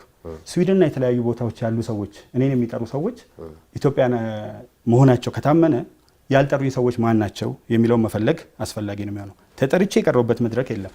ከዚህ ሚዲያ ጨምሮ ሳልጠራ አልሄድም። በራሴ በጀት እየሄድኩኝ የምሰብክ ሰው አይደለሁም። አንድ ቀን ነው የሄድኩት አማራ ክልል። ወጣቶች ጠርተውኝ ጎዳና ላይ ለሚያደርጉት ዲስኩር እነ ዘነበውላን በርካታ ሰዎች ጠርተዋል። እንዲጠሩ ሳይጠሩ እንዲጠሩ የሆነ ተነሳሽነት እንዴት አድርገው እኔ ተናግሬያለሁ። የትኛውም አካል ቢጋብዘኝ ለምሳሌ ስለማያስፈልግ እንጂ ትላንትና አንድ የቴሌቪዥን ጣቢያ ጠርቶን ነበር ከጀዋር ጋር እንድንወያይ፣ ከዶክተር ገመቹ መገርሳ ጋር እንድንወያይ፣ ከግርማ በላቸው ጉተማ ጋር እንድንወያይ። ሶስቱም ፈቃደኛ አልሆኑም። ስለዚህ እኔ ከተጠራው ነው እንጂ የምሄደው አትጥሩኝ አላልኩም። የትኛውም ሚዲያ የትኛውም ቦታ ቢጠራኝ ሄዳለሁ። በነገራችን ላይ እኔም ከጀዋር ጋር ነበር ላወያየት ያሰብኩት ፈቃደኛ ስላልሆኑ ነው። በዚህ አጋጣሚ ለተመልካቾች መግለጽ ፈልጋለሁ። ማን ፈቃደኛ ያልሆነው? አቶ ጀዋር። ኦኬ፣ ይሄ ነው አሁን እኔ ከበርካቶች ጋር ፊት ለፊት አወያዩን ብያለሁ። ነጌሌ ቦረና ሂጄ ንግግር አድርጌያለሁ። የባህር ዳር አንድ ነው። ሐዋሳ ውስጥ ንግግር አድርጌያለሁ። አምቦ ሂጄ ተወያይቻለሁ። ስለዚህ በተለያዩ ድሬዳዋ ውይይት ላይ ነበርኩ እና አሁን አንድ ቦታ ነው የሚሄደው የሚለው ነገር ስህተት ነው። እሷ ምንድናት? ይቅርታ አድርግልኝና እዚህ ጋር በደንብ መሰመር ያለበት ኢትዮጵያዊነትን ከአማራ ብሔረሰብ ጋር ለማያያዝ የሚፈልጉት ነገሮች ሰዎች አሉ። የምታረጋቸው ውይይቶች ሰማለሁ። በዚህ አጋጣሚ መናገር ስላለብኝ ስሜነህ ውስጥ ገብተህ በትክክል ነው የምትከራከረው። ይህ አይነቱ ክርክር ደግሞ ያንተ ይጠቅማል። እኔ ራሴን እንዳይ ያደርገኛል። እግረ መንገዴ መናገር የምችለው ራሴን እንዳይ ሞጋች በሆነ ሁኔታ መምጣትህ በጣም አስደስቶኛል። ለምን ስህተት ይኖር የሆነ ሰዎች ሁልጊዜ ሲሄዱ እውነት ነው ብሎ የሚያስቡትን ነገር ነው የሚያዩት። በምን መልኩ ባሻሽል ይቻላል ለሚለው ትልቅ ግባት ይሆነኛል ይሄ አብረን ያደረግነው ውይይት እንጂ እግረ መንገዱን ግማነሳለህ የትም ቦታ ብጋበዝ። ለምሳሌ አሁን አፋር ሄዳለሁ፣ በቅርብ ቀን ጋምቤላ አለ፣ ቤንሻንጉል ጉሙዝ አለ። አንድ ቦታ ላይ ተጀምሯል። የጀመርኩት ባህር ዳር አይደለም ነጌሌ ቦረና። ስለዚህ በየቦታው እንደምንሄድ ሁላችንም የግል ምልከታ አስተሳሰብ ሊኖረን ይችላል። ግን በየሙያ ዘርፋችን ደግሞ ሙያው የሚጠይቀውን ነገር መደረግ ስላለበት የሚባሉትን ነገሮች ሁሉ እኔም የተሰማኝ ያየሁትን ነው እዚህ ማነሳው። ሌላ ታሪክ ሲጻፍ እውነታውን ነው መጻፍ ያለበት ወይስ በርሶ ትንተና መሰረት በርሶ ንግግሮች ላይ እንዳስተዋልኩት ከሆነ መጪውን ትውልድ የሚያጨቃጭቅ የሚያባላ አይነት ነገሮችን ብቻ ነበር ሲጻፍ ይኖሩት የሚል ነገር አለ። ሚዛኑን መጠበቅ አንድ ነገር ነው። ግን መጪውን ትውልድ ይባላም አይባላም በታሪክ እይታ ካየን ታሪክ ማለት እውነታውን ፋክቱን መዘርዘር ነው። ሌሎች የታሪክ አጻጻፍ አጠቃላይ ቴክኒካል ነገሮችን ቢኖሩት ብዬ እኔ ወስዳለሁ። በርሶ ንግግሮች ላይ ግን ሳስብ እነዚህ የአጨቃጫቂ አወዛጋቢ ጠባሳ ሊያጭሩ የሚችሉ ነገሮች ቢዘለሉ ፈቃደኛ የሚሆኑ ይመስላል እርሱ እና ለእርሱ ዓላማው ምንድን ነው? ጥሩ ነው። መጀመሪያ ታሪክ ያለፈውን በማጥናት ዛሬን በጥሩ መሰረት ላይ ለማነጽ እና የወደፊቱን ብሩህ ህይወት ለመስረት ነው። ሌላ ዓላማ የለም። ከተበላሸው ስለመማር የመጀመሪያው እሱን ላደርግ ነው ልናገር ነው። ያለፈው እናጠናለን፣ ካለፈው መጥፎ እንወስዳለን፣ ካለፈው ጥሩ እንወስዳለን። መጥፎን እየከላን እያስወገድን ጥሩን ደግሞ እያጎለበትንና እያሻሻልን እንሄዳለን። የዚህ የመጨረሻ ግቡ ነገን ማሳመር ነው፣ ነገን ጥሩ ማድረግ ነው። ይሄ መነሻዬ ነው። ባለፈው ያሉ ታሪኮች አይነሱ አይደለም የኔ ስህተት። አንደኛ ሲነሱ በተጋነነ መልኩ ስሜት በሚፈጥር አግባብ ዜሮዎችን ከፊት ለፊት በመጨመር አዳዲስ ነገሮችን በማከል መሆን የለበትም። አንድ ሁለተኛ ሲነሱ የአንድ ወገን ብቻ አይደለም መነሳት ያለበት። ለምሳሌ የአጼ ምኒልክን የሚያነሳ ሰው የኦሮሞን እንቅስቃሴ ክዶ መሆን የለበትም። በሌሎች ህዝቦች ላይ ያደረገውን ከፍተኛ ጫናና የተጻፉ ጽሁፎች ከነበቀለ ወልደ ማርያም አዴሎ የከፋ መንግስታትና ህዝቦች አጭር ታሪክ ከሚለው ጀምሮ በአይናቸው ያዩት ሰዎች የጻፉትን ትተህ አይደለም። በኢማም አህመድ ኢብን ኢብራሂም አልጋዚ ጊዜ የደረሱትን በደሎች ትተህ አይደለም። በአጼ ዮሐንስ ጊዜ የደረሱትን በደሎች ትተህ አይደለም። መጻፍ የለም የሚለው እሱ ነው። ስለዚህ የሚነሳ ከሆነ ሁሉም ይነሳና በጋራ እንቅበረው። ዜን ይህንን የቂም የቁርሾና የጥላቻ ነገር ቀብረን ወደፊት እንሂድ። ነገር ግን አንደኛ ግነት አይኖርበት፣ ሁለተኛ ወደ አንድ ወገን ያነጣጠረ አይሁን። ሶስተኛ አገር ለመከፋፈል በሚያስኬድ መንገድ ሳይሆን ታሪክ በሚጻፍበት አግባብና እኛ እኮ ውሃ ልኮች አሉ። የእንግሊዝ ታሪክ የተጻፈበት፣ የአሜሪካ ታሪክ የተጻፈበት፣ የመላው ዓለም የግሪክ ታሪክ የተጻፈበት ውሃ ልኮች አሉ። የትኛውን ነው አጉልተው ለትውልዱ እያስተላለፉ ያሉት? የጥቁሮች ትግል ላይ የሚያሳዩት ነገር ምንድን ነው? አብርሃም ሊንከን የሰራቸው ስራዎች እንዴት ነው? እኛ ጋር ግን ያንን ነገር የምናይበት አግባብና መንገድ ቂምና ቁርሾን በሚያባብስ አይነት ነው። እሱ መቅረት አለበት ነው የኔ መነሻ እንጂ ቂምና ቁርሾን በሚያባብስ መንገድ መሆን የለበትም፣ መቅረት አለበት ነው። ትክክል። እሱ ከሆነ አሁን መራራ እውነት ደግሞ ይሄኛውን ለማቃናት ሌላ ደግሞ ብሶት በሚፈጥር መንገድ ወይም ደግሞ ምንም እንዳልተፈጠረ አድርጎ ጨቋኙም ተጨቁኛለሁ የሚለውንም ተጨቁኖ ከሆነም የጨቆነው እዛው የራሱ ማህበረሰብ ነው በሚል አግባብ በእርግጥም ልክ እርሶ ባሉት መንገድ ሁለቱንም ሚዛኑን በጠበቀ ደረጃ ሳይሆን ምንም አልተፈጠረም አርፈ ጸጥ በል አይነት በሚመስል መልክና የበለጠ የሚቆዝሙ የሚሏቸው ኃይሎችን ለበለጠ ቁዘማ በሚዳርግ አግባብ ነው የሚል እይታዎች በርካቶች ያነሳሉ። እኔም እንደሱ ነው የገባኝ መጽሐፉ። ጥሩ ነው። ሁለቱም አይነት እይታዎች አሉ። እንግዲህ ያው በእንግሊዝኛው ዲፈረንት ስኩልስ ኦፍ ቶት የሚባለው አሉ። በሶሻል ሳይንስ ይሄ ልክ ነው ያ ልክ ነው አንልም። ልክ የሚሆነው የምትናገርበት ምክንያት አመክንዮ ነገሮችን የምታስቀምጥበት አካሄድና የምትዘረዝርበት አጠቃላይ ሁኔታ ነው በትክክል ነገሮችን የሚያሳየው። እኔ የጻፍኩት በሱ መልክ አይመስለኝም። በግል ረዳዴ ምንድነው ያደረኩት? ቁስሎች አሉ። እነዚህ ቁስሎች ሁሉም ቦታ የሆኑ ናቸው። ለምሳሌ ዓለም ሲፈጠር በመገፋፋት ነው የተፈጠረው። በመሳሳም የተፈጠረ ዓለም የለም። በዚህ መገፋፋት ውስጥ ጉዳት የደረሰባቸው ቦታዎች አሉ። 1 2 3 4 5 6 ከነዚህ ቦታዎች ግን ገዝፎ በመላው ቦታ ላይ ጉዳት እንደደረሰ ተደርጎ መቀመጥ የለበትም። አንደኛው እንትኔ። ሁለተኛ እነዛ ቆሰልን የሚሉ ሰዎች እነሱም አቁሳዮች ነበሩ። ከሌላው ማህበረሰብ አቆሰለን እንደሚሉት ሁሉ የነሱ ማህበረሰብ ሌላውን አቁስሏል። እንደሱ ካልን እስከ ሰፈር ሄዶ አይቆምም። በግልጽ ነው እኮ ያስቀመጥኩት። ቦረና አካባቢ ያለ አንድ የኦሮሞ ክፍል ከሆነ ነገር አልናገረውም ተወለደ ስለሚባል እሱ ያረዳው አይበላም። ዛሬም ከሱ ጋር ጋብቻ አይፈጸምም። ዛሬም ግን ኦሮሞ ነው። ማንጆና ካፋ አካባቢ ካፋዎች ማንጆች አብረው ወንበር ላይ አይቀመጡም።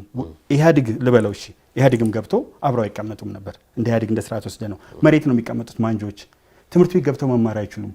ማርጂናላይዝድ ኮሚኒቲስ በሚባል የተጠና ጥናት አለ። ይሄ ራሱ በቀደም አይቼዋለሁ እዛ የሲዲን መድረኮት ላይ አሁን የማንጆችን ስም ጠቀሱ ከፋ ውስጥ ብለው። ቦረና ግን አንድ ስሙን አልጠራውም አንድ ማህበረሰብ አለ ምናምን ብሎ ነገር የለም። ከጠቀሱ ሁሉንም መጥቀስ ወዩ ባይዘው አንዱ መድረክ ላይ ነው እንጂ አልጠቀስኩት። ወዩ ብያለሁ። እኔ የሰማሁት መድረክ ላይ አልጠቅስም አሉና አልጠቅስም ያልኩት ለምንድን ነው? ሁለት ስሞች አሉት። ዛሬ ባነሳው ምንም ችግር የለውም። አንዱ ዋታ ሚል ነው አይፈልገውም። በአዲስ መልክ ወዩ ሚል ማነት በቅርብ 3 4 5 ዓመታት ይዞ ወጥቷል። እዛ ላይ ራሱን የቻሉ አከራካሪ ነገሮች ስላሉ ስያሜውን ተቀብሎ እስከሚያስቀምጥ ዋታ ወይስ ወዩ የትኛውን እንበል የሚለው ነገር ላይ ለጊዜው ልተው ከሚል ነው እንጂ በደንብ የሚታወቅ ነው። ሳነሳው ስላለና በጥናት ላይ የተቀመጠ ስለሆነ አንዳንድ ቃላትን ከአንዳንድ ቦታዎች ሴንሲቲቭነት አንፃር አሁን ማንጆ ብትሄድ ያን አይነት እንትን ነው ሚዛን አይጠብቅም ማለት ምንድነው በጥበብ በእውነት ነው ማሸነፈው የሚል ነገር ሲናገሩ ሰምቼ ወጣለውና እውነታን የያዘ ሰው አሁን አንድ ቦታም ላይ ልክ እንደዚሁ በተመሳሳይ ኢትዮጵያን ለማፈራረስ የተነሱ ኃይሎች ጥቂት ናቸው ምናምን ብለው አንስተው አልጠራቸው የሚሉና ይሄኛውን ግን ጠራዋለሁ ብለው ጀዋርን ስሙን ይጠራሉ። ለምንድን ነው ሰው በቃ ዜጋ ነው። ሁሉም አንድ የጥበብ ሰው አንድ የታሪክ ሰው አንድ ተቀባይነትን አትርፎ በየመድረኮቹ ላይ ፍቅርን የሚዘምር አካል በቃ ለጠላውም አካል ቢሆን እኩል እውቅናና እድል የመስጠት አግባብነት ሊኖር ይገባል። በዚህ ደረጃ ይሄኛውን ጠራዋለሁ ብሎ ይሄን አንስቶ ያኛውን መዝለል በራሱ ጥሩ ነው ወይ? እንደው ካለው ተቀባይነት አኳያ ትንሽ ግር አሰኝቶኛል። ጥሩ ነው። እኔ ደስ ብሎኛል። ኦሮሞን በሌላ ጸያፍ ስም የሚጠሩትን በፊት መጥፎ ያልነበረ ስም አሁን ደግሞ በመጥፎነት የተወሰደ እንግሊዝኛ እዚህ ጋር ተጠቀም ፔጆራቲቭ ወይም ዴሮጋቲቭ የሆነ ኮኖቴሽን አልጠራውም። አንዱ እሱ ነው። ሁለተኛ የታሪክ ሰዎች ተብለው በየመድረኩ የሚቀርቡት ሰዎች የሚያደርጉት እንቅስቃሴ አለ፣ የሚናገሯቸው ንግግሮች አሉ፣ የሚያቀርቧቸው እውነቶች አሉ። ለመጠንቀቅ የሚቻለኝን ያህል በማደርጋቸው ጥረቶች ውስጥ አንዳንድ ጊዜ የተወሰነ ሊይዛቸው ፈልግና በኋላ ደግሞ ከውስጤ አውጣቸው የሚል ሀሳብ ይመጣል። ምክንያቱም አእምሮ ውስጥ 86 ቢሊዮን ነርቭ ሴሎች አሉ። እያንዳንዳቸው ከ25 ሴሎች ጋር የተገናኙ ናቸው። በርካታ ሀሳቦች ወደ ውስጥ ይመጣሉ።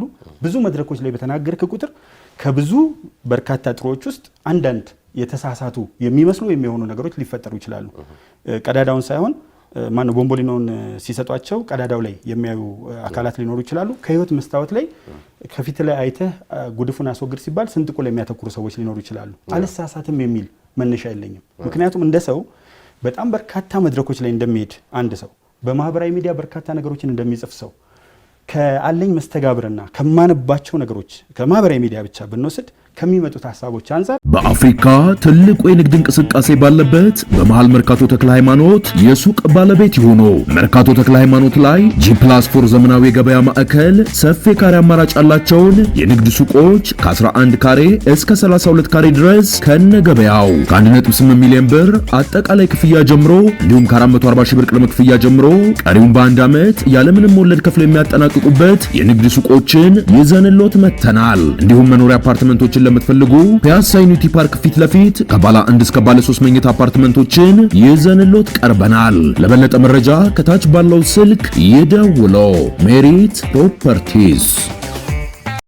ከተልኩት እስከ ገቢሳን ዶክተር ጸጋዬ አራርሳን አቻሜለ ታምሩ አንዱዓለም ምስጋናው ጌታቸው ሽፈራው በተለያዩ መድረኮች ላይ አንስቻቸዋለሁ። እንደውም ይበልጡኑ በጣም አጽንኦት ሰጥቼ ያነሳዋቸው የነዚህ ነው ዶክተር ጎይቶም አረጋዊ ምናልባት ስለዚህ እኔ ያልተከታተልኩ ካልሆነ ፍራንክፈርት አለ በማን ነው ፕሮፌሰር ስኬልን የፓሪስ አለ የፕሮፌሰር ስኬልን አንድ ቦታ ላይ አቻቻለሁ። አሁን ያነሷቸውና ብዙ ስለሆነ ነው እንጂ አሁን ለምሳሌ ከአቻሜለ ታምሩና ከአንዱዓለም ምስጋናው ጋር ተያይዞ እሱም ጽፏል ላይ ተወው መጽሐፍ ውስጥ የተጠቀሱ ብዙ ነገሮች ስላሉን ቶሎ ሊሄድበትና ለኢዚያ በሰጡት ቃለ ምልልስ ላይ ለኢትዮጵያ ዜና አገልግሎት ታሪክ በካድሬ ከተጻፈ የህዝብ ታሪክ ሳይሆን ፖለቲካ ነው የሚል ነገርና ለኢትዮጵያ ታሪክ መምከንም ይህንኑ በምክንያትነት አንስተዋል። ልክ ነኝ አይደል? አዎ። እንዴት የኢትዮጵያ ታሪክ ሁሉ በካድሬ ነው የተጻፈው? ማለት ታሪክ በካድሬ ከተጻፈ ፖለቲካ ሊሆን ይችላል። ለኢትዮጵያ ታሪክ መምከንም ይሄ በምክንያትነት ሊነሳ ይገባል። የኢትዮጵያውያን ታሪክ ጻፊዎች ሁሉ ካድሬዎች ናቸው። በነገራችን ላይ እዛም ላይ ያለውን አውድ ካየኸው እንደሱ አይልም።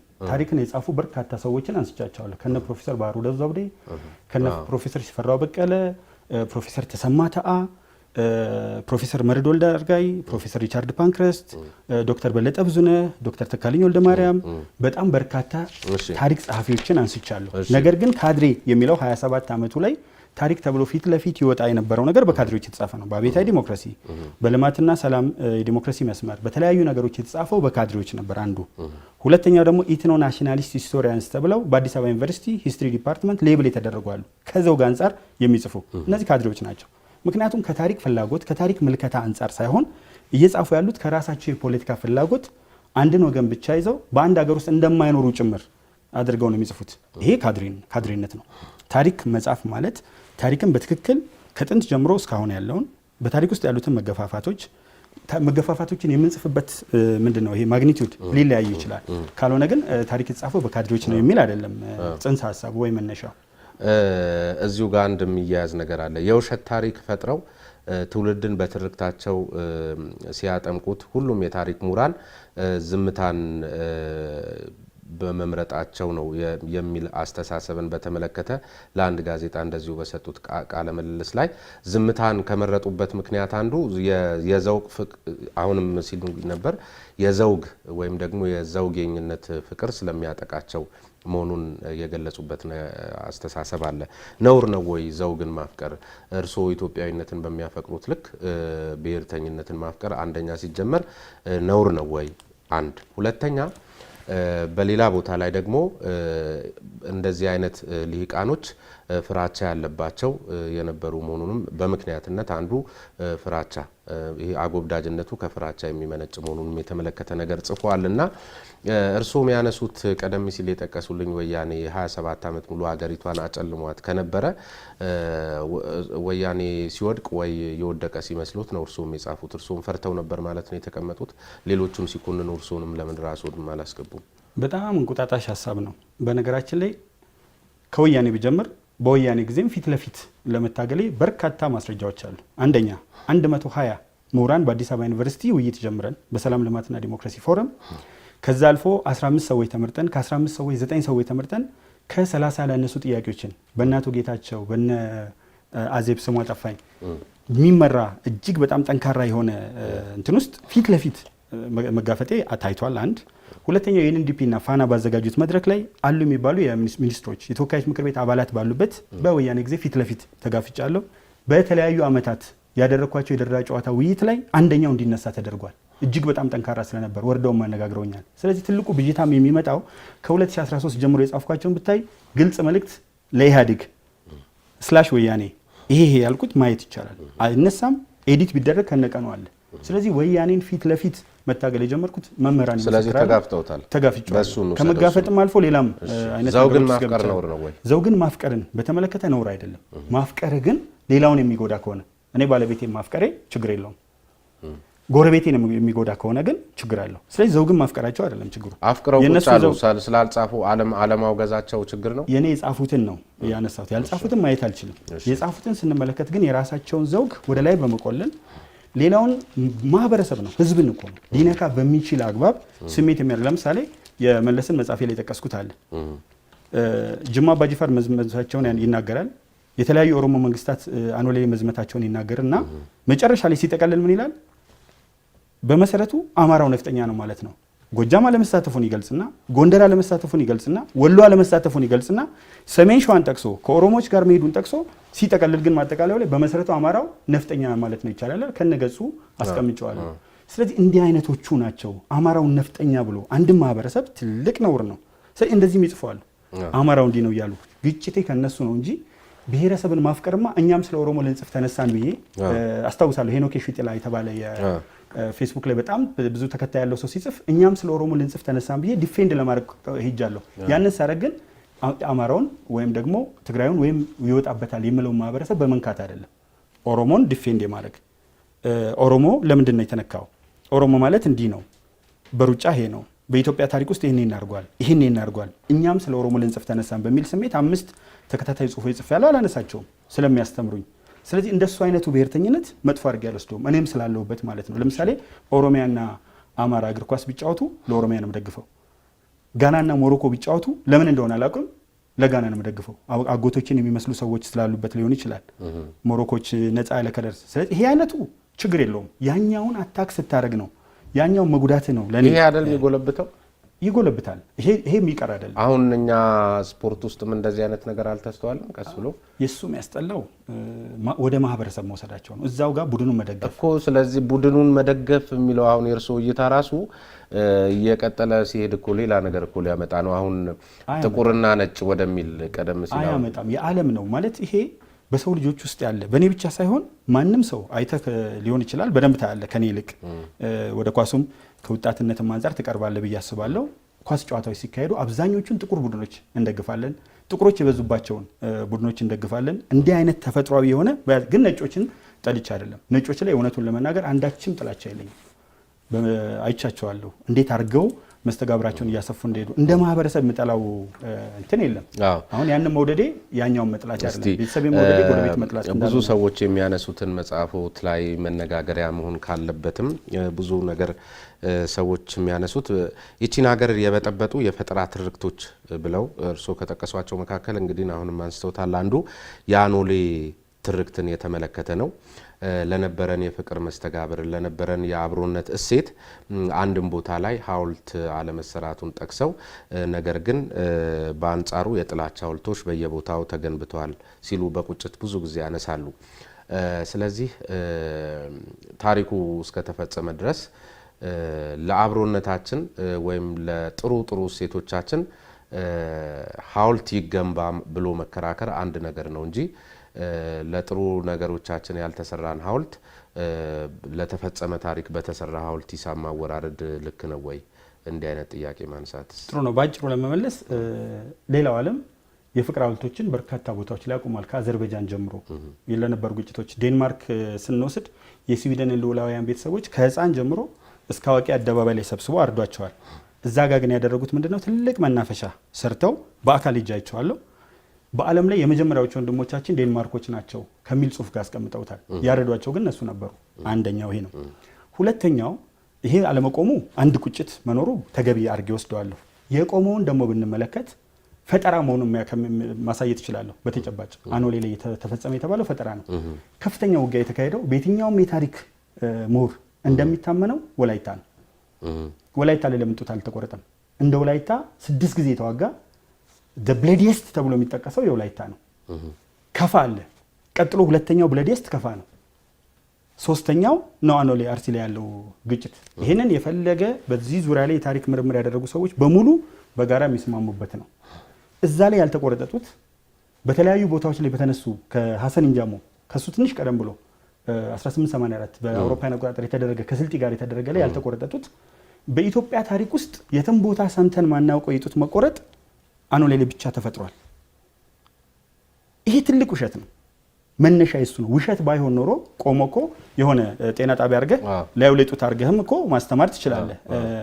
እውነት እሱ ነበር ወይ ቅድሚያ ተሰጥቶት ውሃ በሌለበት መብራት በሌለበት ኤሌክትሪክ በሌለበት ቦታ የሚቆመው አንዱ ራሱ ከስከሱም ብንነሳ የለም። የሆነ ነገር እኮ እሴት የሚጨምር ነገር አድርገው መስኮቱ ላይ ጡት ማድረግ የሚቻል ነበር። ግን ታሪኩ በመጀመሪያ ደረጃ ውሸት ነው። ከ50 ዓመት በፊት አንድም ጽሑፍ ላይ እናገኘው ጭቅጭቁ እሱ ነው። አንድም ቦታ እናገኘው እኮ ጭቅጭቁ እሱ ነው። አሁን አንድ ግራም ያጋባን ነገር ለምሳሌ እርስዎ ራስዎት ሲያነሱ የዚህ የቡርቃ ዝምታና አንስተው አንድም ሪፈረንስ የለውም የሚል ነገር የሚያነሱበት ነገር አለ። ነገር ግን ሲጀመር የቡርቃ ዝምታ ሪፈረንስ ሊጠየቅበት አይገባም፣ ልብ ወለድ ስለሆነ ያን የመረዳት ጉዳይ ነው አንድ። ከዚያ ባሻገር ግን እንደው በእርግጥ እርስዎ እንደሚሉት አይፈጸም ውሸት ይሁን እንዴ መላው የኦሮሞ ሕዝብ ውሸታም ነው ወይ ነው ጥያቄው። ማለት አንዳንድ ለሆድ አደር ካድሬዎች ምናምን የሚሏቸው አካላት ይሄን ትርክት ለፈጠሩ ኃይሎች ተገዝተው ሊሆን ይችላል። ነገር ግን አሁን ባለው አረዳድ እርስዎ በሚሉት ደረጃ እውነት ለዚህ አርሲ ላይ ለተተከለው የአኖሌ ሐውልት በርካቶች የኦሮሞ ብሔረሰብ አባላቶች ታሪኩን ተቀብለው ነው እያቀነቀኑት ያሉት? ወይም በከፊል ከሆነ ኢትስ ኦኬ፣ ካልሆነ ግን እኔ እንደሚመስለኝ በዚህ መልኩ ጉዳዩን ማየት 30 እና 40 ሚሊዮን ህዝብ ውሸታም ነው ማለት ነው። ጥሩ ነገር ምንድነው? መጀመሪያ ሪፈረንስ የሚለው ላይ ልቦለድ መጽሐፍት ሪፈረንስ ናቸው። የታሪክ ቀዳሚ የታሪክ ምንጮችና ሁለተኛ ደረጃ የታሪክ ምንጮች ምንላቸው አሉ። በሁለተኛ ደረጃ የታሪክ ምንጮች ልቦለድ መጽሐፍት ሪፈረንስ ናቸው። ታሪክ ጠቅሰው ታሪክ አስመስለው እስከ ተጻፉ ድረስ ለማለት ፈልጌያለሁ። ሪፈረንስ ናቸው። አይሷን ላንሳ ብዬ ነው እኮ በደንብ እንዲያነሷት ኖ እንትናን ማን ነው የቡርቃ ዝምታን እርሶ የተቹበት መንገድ ልክ ነው ወይ ለማለት ፈልጌ ነው። እሱ ሪፈረንስ ስለማይጠበቅበት ሲጽፍ እዛ ጋር ሲያነሳ የተለያዩ ነገሮችን አንስቷል። እነዚህ ያነሳቸው ነገሮች ደግሞ ሪፈረንስ ይፈልጋሉ። ልብ ወለድ ይምሰል እንጂ ልም ያለ አደገኛ የሆነ ታሪካዊ መርዝ ነው። ስለዚህ ልብ ወለድ አይደለም ለኔ የቡርቃ ዝምታ። እኔ እኮ ርዕሱን ልብ ወለድ ልለው እችላለሁ። መራራ እውነት ብዬ ታሪካዊ ሳልሳለ ልብ ወለድ ልለው እችላለሁ። ውስጡ ታሪክ አጭቄ ማለት ነው። ተንኮል ናቸው። አንደኛው እሱ ነው። ሁለተኛው የኦሮሞ ሕዝብ የሚለው ሌብሊንግ በጣም ይከብደኛል። በጣም ለምሳሌ የኔን ቤተሰቦች ብትወስድ ከኔ በተቃራኒ አቅጣጫ የቆሙ የቤተሰቦች አባላት አሉ፣ ወንድሞቼ። በተመሳሳይ ሁኔታ ደግሞ ከኔ ጋር ተቀራራቢ ሀሳብ ያላቸው አሉ። እህቶችም ጋር ስንመጣ እንደዛው ነው። ለምሳሌ የኔ ልጅ አለች አንድ አዲስ አበባ ነው ተወልዳ ያደገችው። ግን ስትሄድ በምታረጋቸውና በምትሰማቸው ነገሮች አይነተኛ ተቃዋሚ ናት። አሁን ገና 18 ዓመቷ ነው። ወደ ዩኒቨርሲቲ እየሄደች ነው። ግን ተቃዋሚ ሆና መታለች። ስለዚህ አሁን የኦሮሞ ሕዝብ የሚለው ለምሳሌ ቦረና ያውቀው ነበር ወይ? ይሄን ታሪክ ሰምቶት ያውቃል ወይ? አርሲ በነበረ የመገናኛ ግንኙነት ጉጂ ሰምቶት ያውቃል ወይ? ወለጋ የተለያዩ ቦታዎች ያሉት የግቤ ኦሮሞ ስቴቶች ጅማ ምናምን ሰምቶት ያውቃል ወይ? ታሪኩን የሆነ ቦታ ተፈጠረና ወጣቶች ውስጥ ገባ። ይሄ ማለት ሆኗል ማለት አይደለም። ያ ከሆነ ለምንድን ነው የሸዋ ኦሮሞዎች ፈረሰኞች የምኒልክን በዓል ለማክበር በፈረስ ተጭነው ባይና ይቻለሁ አንጎለላ ሄጄ በኢትዮጵያ ደረጃ የተከበረ ነው። እሱ የአማራ ክልል እንደተከበረ አይደለም የምወስደው። በኢትዮጵያ ደረጃ የተከበረ አዘጋጆቹም ከዚህ ከአዲስ አበባ የሄዱ ልጆች ናቸውና መሪውም የኢትዮጵያ መሪ ስለነበሩ የኦሮሞ ፈረሰኞች ለምን መጡ? በርካታ የኦሮሞ ሊቃን ፕሮፌሰር ፍቅሬ ቶለሳ ጅግሳ ምን ሊባሉ ነው? ስማቸው ሊሰረዝ ነው? ፍቅሬ ቶለሳ ጅግሳ አልተደረገም እያሉ ነው። ወንድሙ ይብሳ የአርሲው ሰው ለ600 ሰዎች ጥብቅና የቆሙት በጣም በርካታ ሰዎች እነዚህ ኦሮሞ አይደሉም?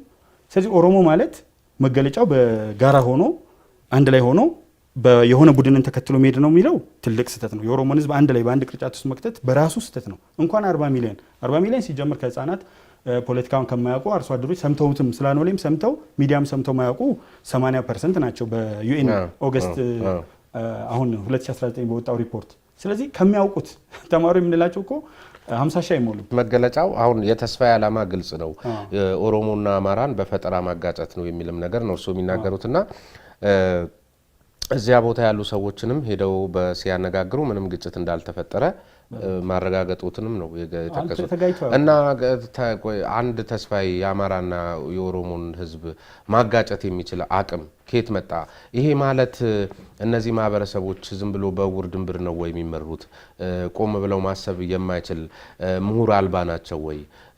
ታሪክ አልባዎችስ ናቸው ወይ? ስንት አባቶች ያሉበት ብሔረሰቦች ናቸው ሁለቱም። እና አንድ ተስፋዬ ገብረአብ የቡርቃ ዝምታን በመጻፍ አጋጫቸው ወይም ደግሞ አንድ ወያኔ ህወሓት የሚጽፋቸው ትርክቶች እነዚህን ማህበረሰቦች አጋጫቸው ሲባል እግረ መንገድ ለዚያኛው አካል ያለን ጥላቻ ከማስረጽ እኮ ባሻገር ለነዚህ ማህበረሰቦች ያለን ዝቅተኛ እይታ ወይም ደግሞ ነው የሚያመላክተውና እንዴት እንደዚህ ሊሆን ይችላል ብዬ ነው። በመሰረቱ መጀመሪያ ታሪኩ የተፈጠረበት ቦታ ወለጋ ነው።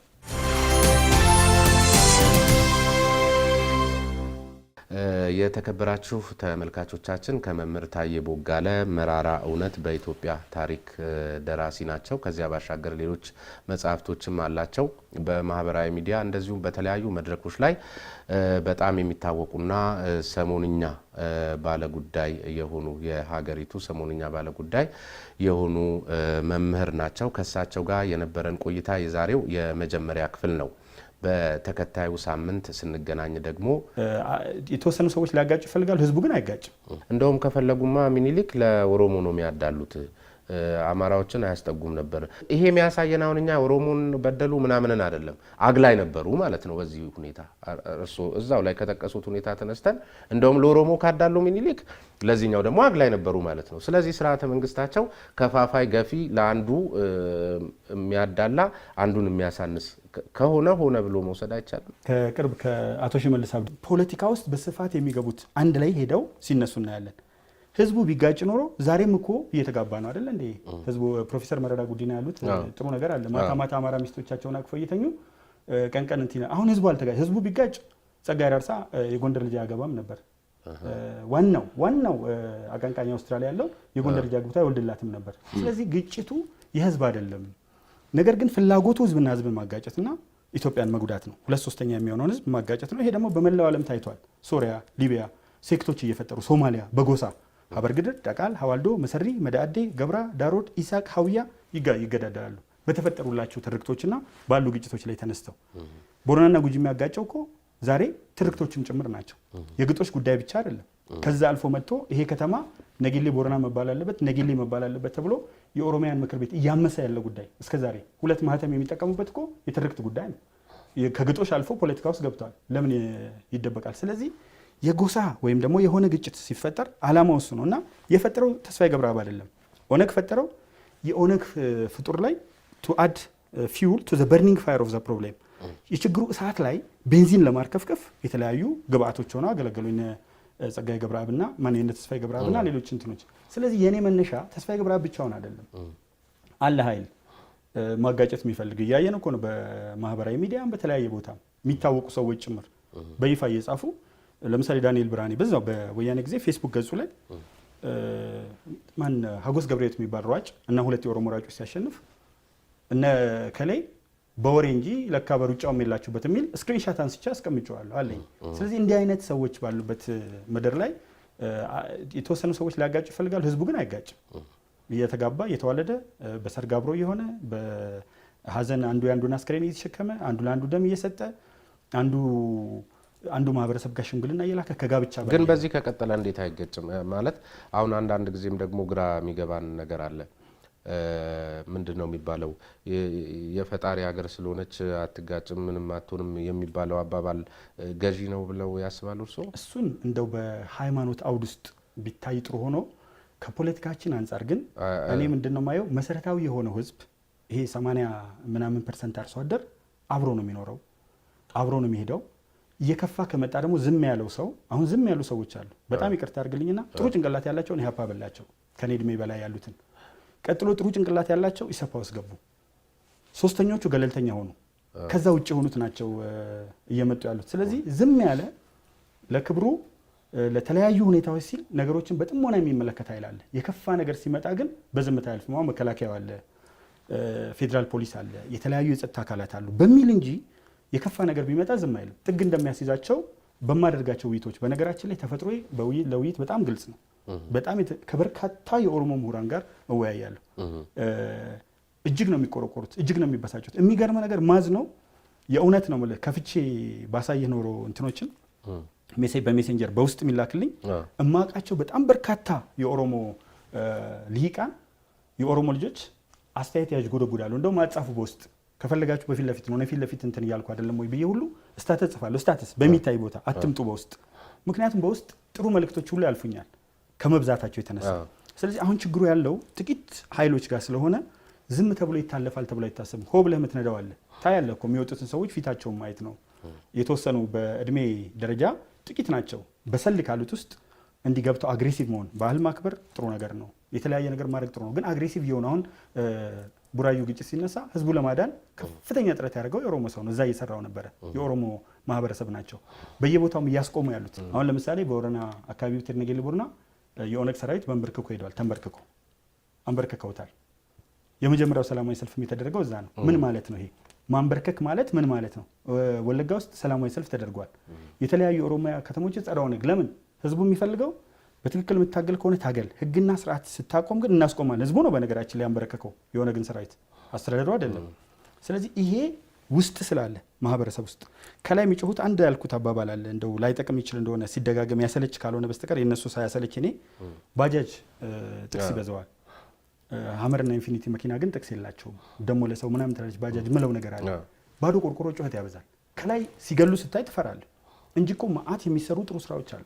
የህዝብ ለህዝብ ግንኙነቶች አሉ፣ ብዙ ነገሮች አሉ። ግን አጉልተን የምናሳየው መጥፎውን መሆኑ። ሌላ በዚህ በአኖሌ የዘመተውን የሚኒሊክ ሰራዊት ስንመለከት 9/10ኛው የኦሮሞ ተወላጅ ነው፣ አማራ ጥቂት ነው፣ እርሱም የሰሜን ሸዋ እንጂ ጎንደር፣ ጎጃምና ወሎ ተሳትፎ አልነበራቸውም። እነዚህ ትርክቶች በአጠቃላይ በውሸት ላይ የተመሰረቱ ናቸው በሚልም ታነሳለና በዚሁ መጽሐፎት ላይ ደግሞ ከቅድመ አክሱም ጀምሮ ያለው ታሪክ የሁሉም ብሔር ብሔረሰቦች ታሪክ መሆኑን ግሪክን እንደውም አንስተው የሚያስታውሱት ነገር አለ። ስለዚህ ይህ ከሆነ ዋናው ነገር ታሪኩ እንጂ ሰሜን ሸዋ ይሁን ጎንደር ይሁን ማንም ይሁን በቃ የሁሉም ታሪክ ነው። ዋናው የሚኒሊክ ስርዓተ መንግስት ያን ነገር አድርጎታል አላደረገውም ጋር ለምን አይቆሙም እርሶ?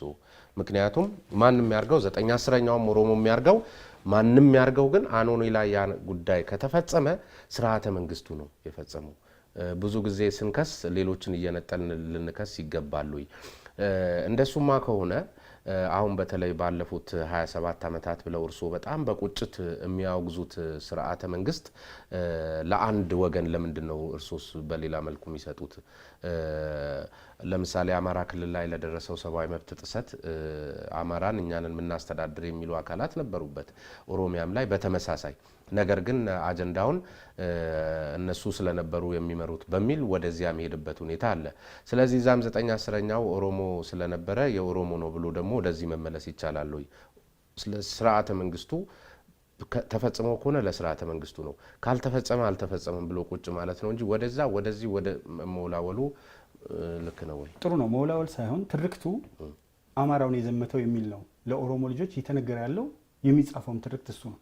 መጀመሪያ የትርክቱ ስህተት አሳይቶ መነሳት ጉዳት የለውም። ያድናቸዋል። ይሄ እኮ ይሄ እንደገና ሌላ ስህተት መፍጠር አይሆንም ወይ? ዋናው ነገር የሚኒሊክ ስርዓተ መንግስት መሪው እሳቸው ናቸው። የእሳቸው ጦር ሚኒስትር ኦሮሞም ይሁን ወላይታም ይሁን ምንም ይሁን ጉዳዩ አኖሌም ጋር ይፈጸም እዚህም ጋር ይፈጸም እዚህም ጋር ይፈጸም በቃ ከተፈጸመ እንደውም አንድ ቦታ ላይ ምን ያነሳሉ እርሶ ራስዎት እንደውም ከፈለጉማ ሚኒሊክ ለኦሮሞ ነው የሚያዳሉት አማራዎችን አያስጠጉም ነበር። ማን ነው የጎንደርን ሰው ልጄ ልክ እንደውጪ ሰው ነገር የሚያነሱት ነገር አለ። ይሄ የሚያሳየን አሁን እኛ ኦሮሞን በደሉ ምናምንን አይደለም አግላይ ነበሩ ማለት ነው። በዚህ ሁኔታ እርሶ እዛው ላይ ከተቀሱት ሁኔታ ተነስተን እንደውም ለኦሮሞ ካዳሉ ሚኒሊክ ለዚህኛው ደግሞ አግላይ ነበሩ ማለት ነው። ስለዚህ ስርዓተ መንግስታቸው ከፋፋይ ገፊ ለአንዱ የሚያዳላ አንዱን የሚያሳንስ ከሆነ ሆነ ብሎ መውሰድ አይቻልም። እሺ መጀመሪያ ህክምናው ላይ ልምጣ። ሁሉ ጊዜ ታሪክን የምታክመው ቁስል አለኝ የሚለው ቦታ ላይ ተነስተ ነው። አማራው አዜ ሆል ተነስቶበት እንደሚሄድ አድርጎ ነው ግጭቱ እየተነሳ። ታሪክ ይታከማል እንዴ? ትርክት ካልሆነ አይ ትርክት የታሪክ ቁስል ይታከማል። ታሪክ ውስጥ ያለው የትርክት ቁስል ይታከማል። ታሪክ እኮ ያለፈውን ያነሳው የትርክቱን ቁስል አሁን ቃላቱ ላይ አይደለም እኔ የማተኩረው። ለምን አውዱ ምንድነው፣ ኮንቴክስቱ ምንድነው፣ ማለት የፈለኩበት ነገር ምንድነው ነው የሚለውና ያንን ሲጽፉ ይሄንን አሉ። ኖ እንደዛም ከተባለ በዚህ ነገር ውስጥ የነበሩትና ዋነኞቹ ተዋናዊ 9/10ኞቹ ኦሮሞች ናቸው። ምክንያቱም ሌቃ ቄለምና ሌቃ ነቀምት ነበረ፣ ጅማ፣ ጎማ፣ ጎማ፣ ሊሙናሪያና ጌራ ነበሩ፣ አከቹ፣ ሁንበናና ወረንቲሻ ነበሩ፣ የደቡብ ግዛቶች ነበሩ። ወቅቱ ንጉስ ምኒልክ የነበሩበት እንጂ አጼ ምኒልክ የነበሩበትም አይደለም። አሁን አንዳንዱ አጼ ምኒልክ ባሉበት ጊዜ ንጉሰ ነገስት በሆኑበት ጊዜ አድርጎም ጭምር የታሪክ አረዳድ ስህተት አለ። ስለዚህ ያ ስህተት አይደለም ነው የመጀመሪያው። ስህተት ከሆነ ማለት አግላይ ናቸው ብለህ አንተ አንድን ዲፋይን ሙሉ በሙሉ የምታደርገው ሙሉ በሙሉ ስርዓቱ ከመጀመሪያ እስከ መጨረሻ አግላይ ሲሆን ነው። የተወሰኑ ቦታዎች ላይ የሚታዩ ምልክቶች አሉ። ለምሳሌ ምኒልክ ሸዋ ናቸው። ሸዋ አካባቢና የቀረቧቸውን የተቀበሏቸውን የበለጠ ይቀበሉ ነበር። ለምን? የሸዋ ኦሮሞ በምኒልክ ስርዓት ውስጥ ትልቅ ነገር ነው። ወለጋ ብትሄድ አንድ የአማራ አንድ የትግራይ ባላባት አታገኝም። ጽሁፉን ስላየሁት ነው። ቤተ መንግስት ወልደ መስቀል ታሪኩ አርካይቭ ውስጥ ገብቼ በአይኔ የወለጋ ላይ ስለሰራው ነው። አንድ ስም በስህተት አሁን ወደ አዲስ አበባ ዩኒቨርሲቲ እየዞረ ነው፣ በቤተ መንግስቱ ስር የነበረ ነውና ማየት ይቻላል። ስለዚህ የመቱት ጎጃምን ነው እምባቦ ላይ፣ ከዛ በፊት ሊሙ ላይ የመቱት ጎጃምን ነው። ስለዚህ እነዚህን አግልለዋቸዋል። በስርዓታቸው ጅማሬ በሸዋ መስፋፋት ወቅት ንጉሠ ነገስት ከሆኑ በኋላና ከመጡ በኋላ ቅርባቸው ያሉ ሰዎችን ቅድሚያ ሰጥተዋቸዋል አሁንም። ስለዚህ በዛ ቅርብ ባሉ ሰዎች ውስጥ የአማራው ሚና ወይም ድርሻ በጣም አነስተኛ ነበር፣ ቅርብ ያለውን የመሰብሰብ አይነት ሂደት ስለነበር። ስለዚህ እሱም ብቻ አንስቼ አጠቃላይ የምኒልክ እንቅስቃሴ አሁን ጸረ ባርነት ምልከታቸው እምዬ የተባሉበት ሁኔታ ለኢትዮጵያ ያበረከቷቸው በርካታ አስተዋጽኦች አሁንም እኮ አሁንም ያለውን አሁን ስርዓት ብንወስድ አግላይ ነው፣ ወደ አንድ ወገን መጥቷል፣ አድልቷል የሚሉ አመለካከቶች በጣም ሰፊ ናቸው። ስለዚህ ከዚህ ነፃ የሆነ ማህበረሰብ ለመፍጠር ገና ረጅም ጉዞ ይጠይቀናል። አንደኛው እሱ ነው። ሁለተኛ ታሪክን ባጭሩ ነው የምጠቅስልህ። አዎ ግሪክ አቴንስ የምትባለው ግዛት አንድ ግዛት ብቻ ነበረች። ስፓርታ ሌላ ግዛት ናት። ሁለቱም ይዋጉ ነበሩ። ግን ዛሬ ስፓርታ ውስጥ ያሉ ሰዎች የአቴንስ ታሪክ የኔ ነው ብለው ነው የሚወስዱት፣ ሚለቱስም ሳሞስም ማራጎንም። ስለዚህ የጋራ ታሪክ በአንድ ሀገር የቆዳ ስፋት ውስጥ ያለ ታሪክ የመላው ዓለም ታሪክ ላይ የጋራችን ነው ብለው ነው የሚወስዱት። ናይጄሪያ አሁን የተጋጠመችው አይደል በ1960 250 ቋንቋ ተናጋሪዎችን ሰብስበው ካመጧቸው ወዲህ ናይጄሪያዎች ከ1960 ወዲህ አይደለም ታሪካቸው። ስለዚህ ምኒልክ እንደሰበሰቡ ተደርጎ ከዛ በፊት እና አፄ ዘርዓ ያዕቆብ እንዳልነበሩ እና አፄ አምደ ጽዮን እንዳልነበሩ በኢዛና ጊዜ አዲስ አበባ ጭምር ቤተክርስቲያን እንዳልነበረ በዛጉዌ ጊዜ አዳዲ ማርያም ቤተክርስቲያን አልፈ እንዳልነበረ ጉራጌዎች የትናየት አልፈው ወደ ደቡብ እንዳልነበሩ የሚጨፈልቅ አይነት ትርክት ነው ኢትዮጵያ ውስጥ ያለው። እርስዎ የአፄ ዮሐንስን ታሪክ የኔ ታሪክ ነው ብለው ያምናሉ? የአፄ ዮሐንስ ታሪክ የኔ ታሪክ ነው። ጉዳት ያለበት በደል የነበረበት ጥንካሬም የነበረበት የኔ ታሪክ ነው። የአፄ ዮሐንስ ታሪክ 1872 እስከ 1889 በአውሮፓ ቋጠር ሲነበረው የእሳቸውን በደንብ አድርገው ተንትነውታል። አፄ ዮሐንስ 17000 ጎጃሜ በግፍ ስለመግደላቸው ከ30,000 ያላነሱ የወሎ ሙስሊምና የቅባት ክርስቲያኖችንም ስለመግደላቸው ምላስ ስለመቁረጣቸው መሬት አስተኝተው ከብት የነዱባቸው ስለመሆኑ ሁሉ በጽሁፍ የተቀመጡ ታሪኮች ናቸው ሲሉ ይጠቅሳሉ። ለአኖሌ ሲሆን ደግሞ በቦታው ሄደው ሰዎች ሲጠይቁ እርሳቸውን ሲጠይቁ እንደዚህ አይነት ነገር እንዳልተፈጸመ እንደተነገሩት ይናገራሉ። ለአፄ ዮሐንስ ሲሆን የጽሁፍ መረጃዎችን ብቻ ጠቅሰው ይሄን ሁሉ አደረጉ በሚል ነው የሚኮንኑትና አፄ ምኒልክን ለማዳን የማያደርጉት ጥረት የለም። ለምንድን ነው በአንዱ ደረጃ አንዱ ማይታየው? በዚያ ውስጥ ልክ ደግሞ አፄ ዮሐንስ ምላስ የመቁረጥ ደረጃ ላይ ከደረሱ ምላስ በሚቆረጥበት ሀገር ላይ ጡት ሊቆረጥ የሚችልበት እድል ቢሰፋ እንጂ ይጠባል ወይ? ምን አይነት እይታ ነው? በተመሳሳይ ነገስታቱን ስናጠና በተመሳሳይ መንገድ ልናጠና በተመሳሳይ መንገድ ሪፈረንስ ልንጠቀም አይገባም ወይ? ይሄ በራሱ በጣም ልዩነት ያላቸው መሆናቸውንና መራራ እውነት ምኒልክን ከነበሩበት ስህተት ለማዳን የመጣ መጽሐፍ ነው ብለውም የሚከራከሩ አካላት ስላሉ አሰብ ይስጡ። እንግዲህ ትልቁ ስህተት ያው መራራ እውነት ከ5 ዓመት በላይ ፌስቡክ ላይ ቆይቷል። በጣም ረጅም በፌስቡክ ታሪክ ውስጥ የጻፍኩት ስታተስ ነው። በቅርብ የተጀመረ አይደለም። ሙሉ ቃላት እዛ ጋር ያሉት አፄ ዮሐንስ 17000 ጎጃሜ ስለመግደላቸው የቅባት መነኮሳትን ስለመቁረጣቸው ስለመሳሰሉት ነገር አንስቻለሁ። በዛን ጊዜ ከዶክተር አብይ መምጣት 3 ዓመታት በፊት ማህበራዊ ሚዲያ ላይ በጣም ሰፊ ረጅም የሆነ የተተነተነ ጽሁፍ የጻፍኩት እዛ ላይ ነው። መጀመሪያ አሁን የመጣ ሀሳብ አለመሆኑ ግንዛቤ ይግባ። ሁለተኛው መራራ እውነት በኢትዮጵያ ታሪክ ይላል እንጂ የኢትዮጵያ ታሪክ አይደለም። የኢትዮጵያን ታሪክ 1000 ገጽ እያዘጋጀው ነው። መራራ እውነት ያልኩበት ምክንያት ታሪኩ ላይ የተፈጠሩትን ስብራቶች በትክክል ለማሳየት የምኒልክ ያ ሁሉ ሲተረክ ይሄ ሁሉ ሲጻፍ የአፄ ዮሐንስ ግዙፍ የሆኑ ስህተቶች ግን አልተጻፉም።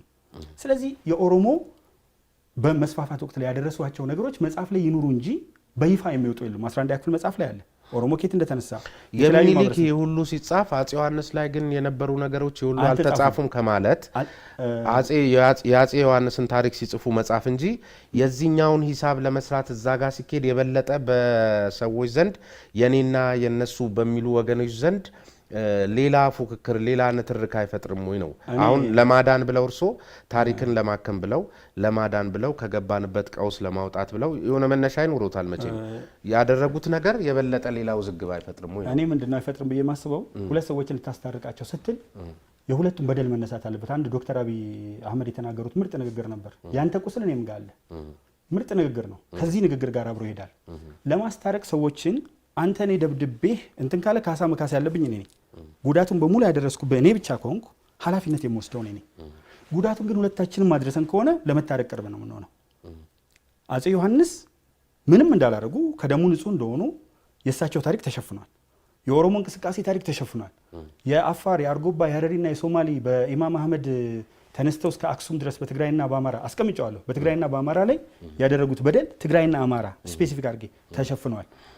ይሄ ከሆነ መግባባት አትችልም። አንዱ ወገን ካሳ ይካስ የሌለ በታሪክ ውስጥ ባይኖርም ጉንጫ አልፋ ክርክር ብናደርግም የሌለ ወገን ላይ እንትን ነው። ግን መታረቅ ከፈለግን አንተም እኮ እኔ ጆሮህን ስመታ አንተም እዚህ ጋር ፈንክተኛል። ቀድሞ ማን እንደመታ አይታወቅም። ሁለታችንም ድንጋይ ወርውረናል።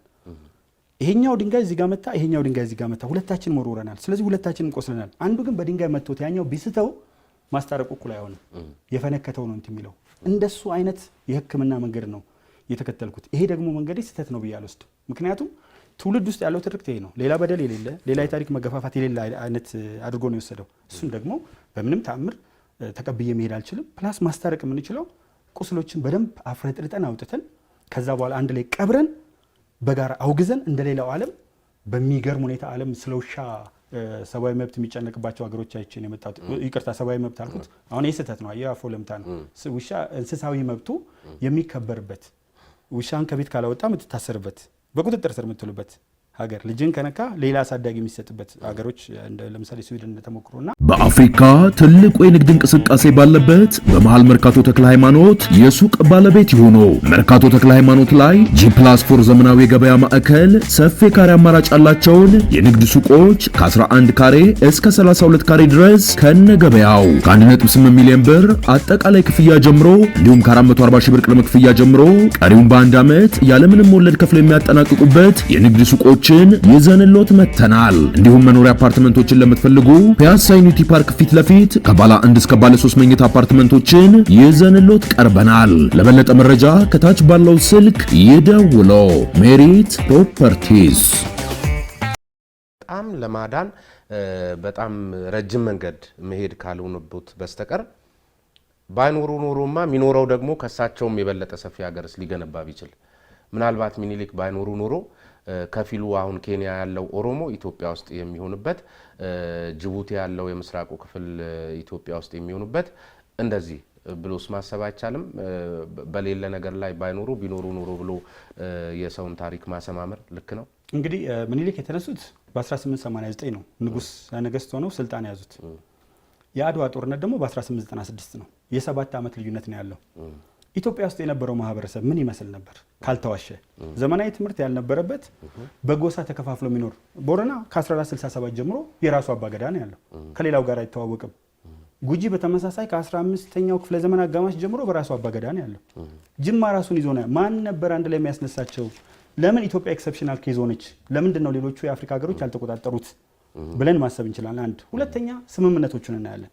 ለመቀራመት ሄደውባቸው የነበሩትን ቦታዎች የእንግሊዝ ስፌር ኦፍ ኢንፍሉዌንስ ግብፅንና ሱዳንን ስለያዘች አባይ አካባቢ ያለውን ተፋሰስ እውነት የእንግሊዝ ሰራዊት ያንን ሁሉ 1/4ኛውን የመሬት ክፍል ይዞ ዘሰን ነቨር ሴት ኦን ዘ ብሪቲሽ አስልስ ያለው በ19ኛው ክፍለ ዘመንና ከፍተኛ ዘመናዊ መሳሪያ የነበረው ምኒልክን ማቆም ያልቻለ ኃይል ሲጀምር ምኒልክን ማቆም አልቻለም። ይሄ ቢችል ኖሮ አንድ ሀገር አይመሰርቱም ነበር። ያ የተሻለና የበለጠ ከሆነ በ7 ዓመት ውስጥ የተሻለና የበለጠ የሚመጣ ከሆነ ምኒልክ በቁጥጥር ስር ባላዋሉት ነበር። አመክንዮ እኮ በደንብ ያስፈልጋል። ስለዚህ እሳቸው ባይፈጥሩት ይሄ የተበታተነ እንደ ሶማሌ የነበረ ማህበረሰብ አኝዋክ ከፊሉ ገብቷል፣ ኑዌር ከፊሉ ገብቷል፣ ሱዳንና እዚህ ውስጥ ሶማሌ ከፊሉ እኛ ጋር ነው፣ ከፊሉ እዛ ጋር ነው። ስለዚህ ምኒልክ የደረሱበትን እኮ አዳኑት። ያልደረሱበት ግን ራሱን ማቆም አልቻለም። ሌላው ቀርቶ ትግራይን እኮ ሙሉ በሙሉ ጣሊያን ተቆጣጥሯት ነበር። ኤርትራን ይዞ አልፎ ትግራይን አክሱምን አልፎ መቀሌን አልፎ አድዋን እዛ ጋር አልፎ መጥቶ አምባላጌ ጫፍ ላይ እኮ ነው ውጊያ የተፈጠረው። አላቆመም እኮ የትግራይ ሰው እኮ ሚኒሊክ ንጉስ የመሆናቸው አጋጣሚ የፈጠረው ለምሳሌ እሳቸው በህይወት ባይኖሩ ኖሮ በዛ ሰዓት ላይ እሳቸውን የሚተካው አካልም እቺን ማድረግ ላይ አቀጣው ይችላል። የሚተካው 1889 የመጡት ብያለሁ። አፄ ዮሐንስ እኮ አቅቷቸዋል ነበሩ እኮ በሰሜን በኩል እሳቸው እያሉ ነው ጣሊያን ኤርትራን ተቆጣጥራ አልፋ የመጣቸው። እሳቸው እያሉ አፄ ዮሐንስ እያሉ እኮ ነው ገብታ አብዛኛውን ቦታ ያዘችው። ከዛ መዋጋት አቅቷቸው እንዴት እንደተመለሱ ሃሮልድ ማርከስ ትንትን አድርጎ ሰራዊታቸው በበሽታ ሲያልቅባቸው ችግር ሲፈጠር የሱዳኑን ሲሰሙ ነው ወደ ሱዳን ሄደው መተማ ላይ ሞቱት። ይህም በመጽሐፍ ያስቀምጫል። እውነት ነው። የትኛው ነበር አሁን እንደው ዘመናዊ መሳሪያ ያዘን እንትን በባንጋና በጦር አልነበረም እኮ መሳሪያ ያስመጣ ኃይል አልነበረም። ምኒልክ ናቸው ያስመጡት። ከዛ ውጭ አፄ ዮሐንስ ናቸው እንግሊዞች ስለሰጧቸው በአፄ ቴዎድሮስ እንትንና መጀመሪያውን ያስገቡ ስለነበር የተደራጀ ኃይል ስለነበራቸው እኚህ ሰው አልነበሩም። ባልነበሩበት በ7 ዓመት ልዩነት 1896 አድዋ 1889 እሳቸው በ7 ዓመት ልዩነት ምን አይነት ኃይል ነው ተደራጅቶ መጥቶ ያንን ነገር ሊያደርግ የነበረው? ስለዚህ እውነታው ያለ ቢሆን ኖሮ ኢፍ አልልም በስትሪም ኢፍ የለም ቢሆን ኖሮ ስለዚህ አሁን 1906 ላይ ተከፋፈሉ።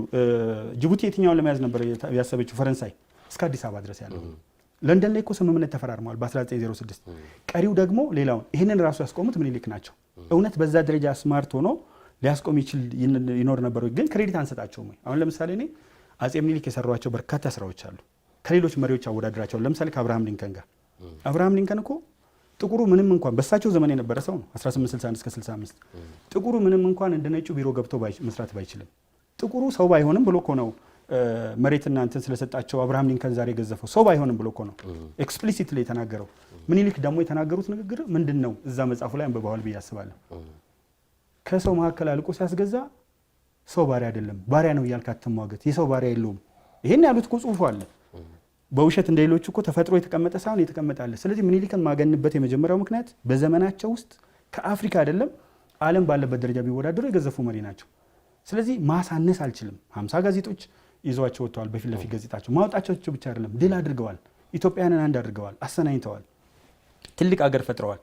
እሳቸው ባይኖሩ ተከላክሎ የሚያቆም ኃይል ነበር ካሉ ማሳየት ነው። ቦረና ለብቻው ከጉጂ ጋር አይተባበርም። ምን አስዋሸን? አይተዋወቅም ከወለጋ ጋር በዛን እሳቸው በነበሩበት ዘመን 16ኛው ክፍለ ዘመን ላይ እኮ ነው ገዳ የቆመው እሳቸው ከመምጣት። እሳቸው የሚያውቁት ጅማ አባጅፋር ሁለተኛውን ነው። ጅማ አባጅፋር የመጀመሪያው እኮ ንጉስ ነበሩ።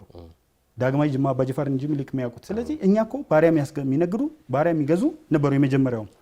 ስለዚህ ያንን ሁሉ እኮ ነው ለማስቆም ጥረት ያደረጉትና ሌላ እርሶ ላይ ሲሰጡ ከነበሩ ሂሶች መካከል በጣም ደግሞ መነሳት ያለበት ነጥብ አለና ያው ብዙ ነገር ነው መጽሐፉ የሚያወሳው።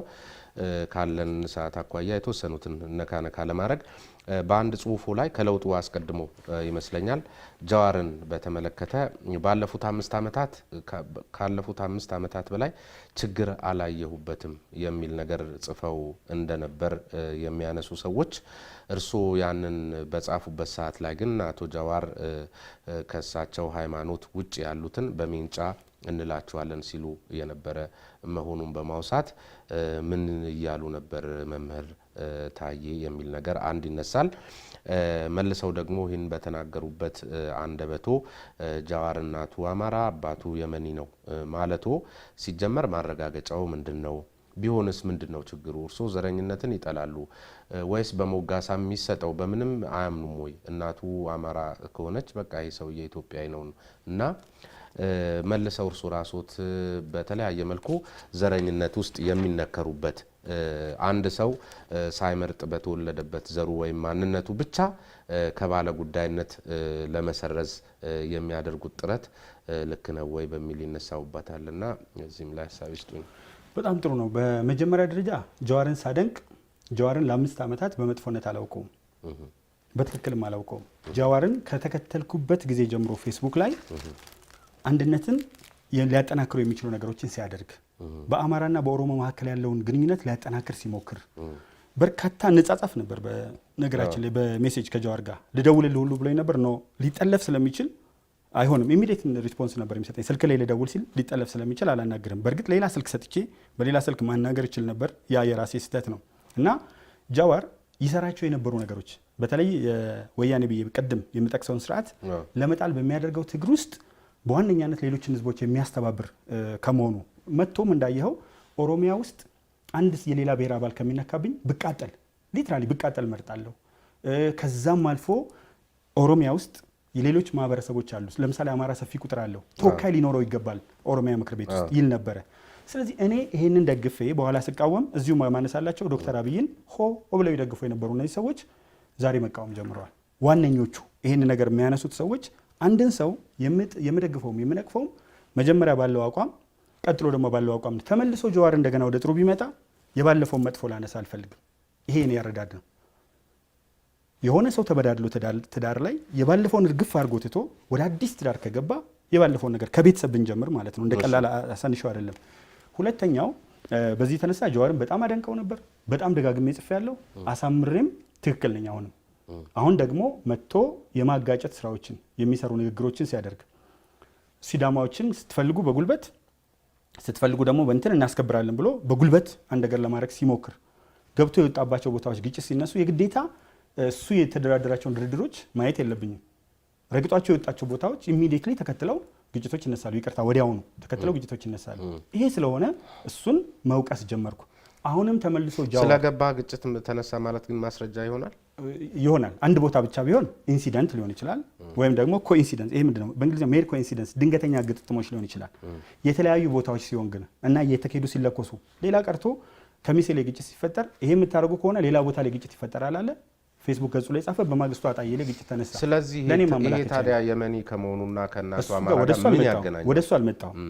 የመኒና አማራ የሚለው ጋር የመጣሁት አንደኛ ትክክለኛ የሆኑ መረጃዎች ስላሉ ነው። ሰዎች እኮ ጠቃሚነቱ ምንድነው ነው? ጠቃሚነቱን ላነሳ ነው። ጠቃሚነቱ ምንድነው? አቡበከር አልባግዳዲ አረብ ነው። ተወልዶ ያደገው ግን በእንግሊዝ ስነልቦና ውስጥ ነው። የተማረው በእንግሊዝ ስነልቦና ውስጥ ነው። ይደግፍ የነበረው አረቦችን ነው። የአረቦችን እንቅስቃሴ ደግፎ በጣም በርካታ ጥፋቶች ሲያደርስ ቆይቷል። በተመሳሳይ ሁኔታ ፈላሻዎች ኢትዮጵያ ውስጥ ለረጅም ጊዜ ኖረው በኢትዮጵያዊ ስነልቦና አድርገው እስራኤልነታቸውን ፈልገው ሄደዋል። ዓለም አቀፍ በቴዎዶር ሄርዝል የተመራው የጽዮናዊነት እንቅስቃሴ 1898 ሲጀመር ማንነታቸውን ትሬስ አድርገው ሄደዋል። ጀዋርን ያነሳውበት ምክንያት ምንድነው? አንደኛ በግልጽ እንነጋገር ከተባለ ጀዋር አያገባውም በኢትዮጵያ ፖለቲካ። በ2003 የዜግነት ህግ መሰረት አንድ ሰው ጣምራ ዜግነት አይኖረውም። ጀዋር አሜሪካዊ ነው። አሜሪካዊ የሆነ ሰው በምጣኔ ሀብት በፖለቲካ በማህበር የመንን ብንተው አሜሪካዊ መሆኑን አሜሪካዊ ለመሆኑ ማስረጃ አግኝቷል አለ። በደንብ አለ። አሜሪካዊ ዜግነት አግኝቶ በስነ ስርዓት ከተጠያቂነት በሚያድኑት ልክ መረጃ አሉት አለ። እሱ ምንም አይነት ችግር የለውም። በደንብ አሜሪካ ውስጥ የሚኖሩ በሚገባ ሊረዱኝ የሚችሉ መረጃውን አውጥተው የሚያመጡ ሰዎች አሉ። እሱም አይክድም። ልጆቹ የሚያድጉት በአሜሪካዊ ስነልቦና ውስጥ ነው። አሜሪካዊ ሆነው ነው አስፈላጊ ከሆነ አሜሪካ ውስጥ የተወለደ ሰው አሜሪካዊ ዜግነት አለው። ጁስ ሶሊ በሚባለው የአሜሪካ ሎ ኦፍ ዘ ሶይል በላቲኛው ጁስ ሶሊ በሚባለው ህግ መሰረት ይሄ አለው።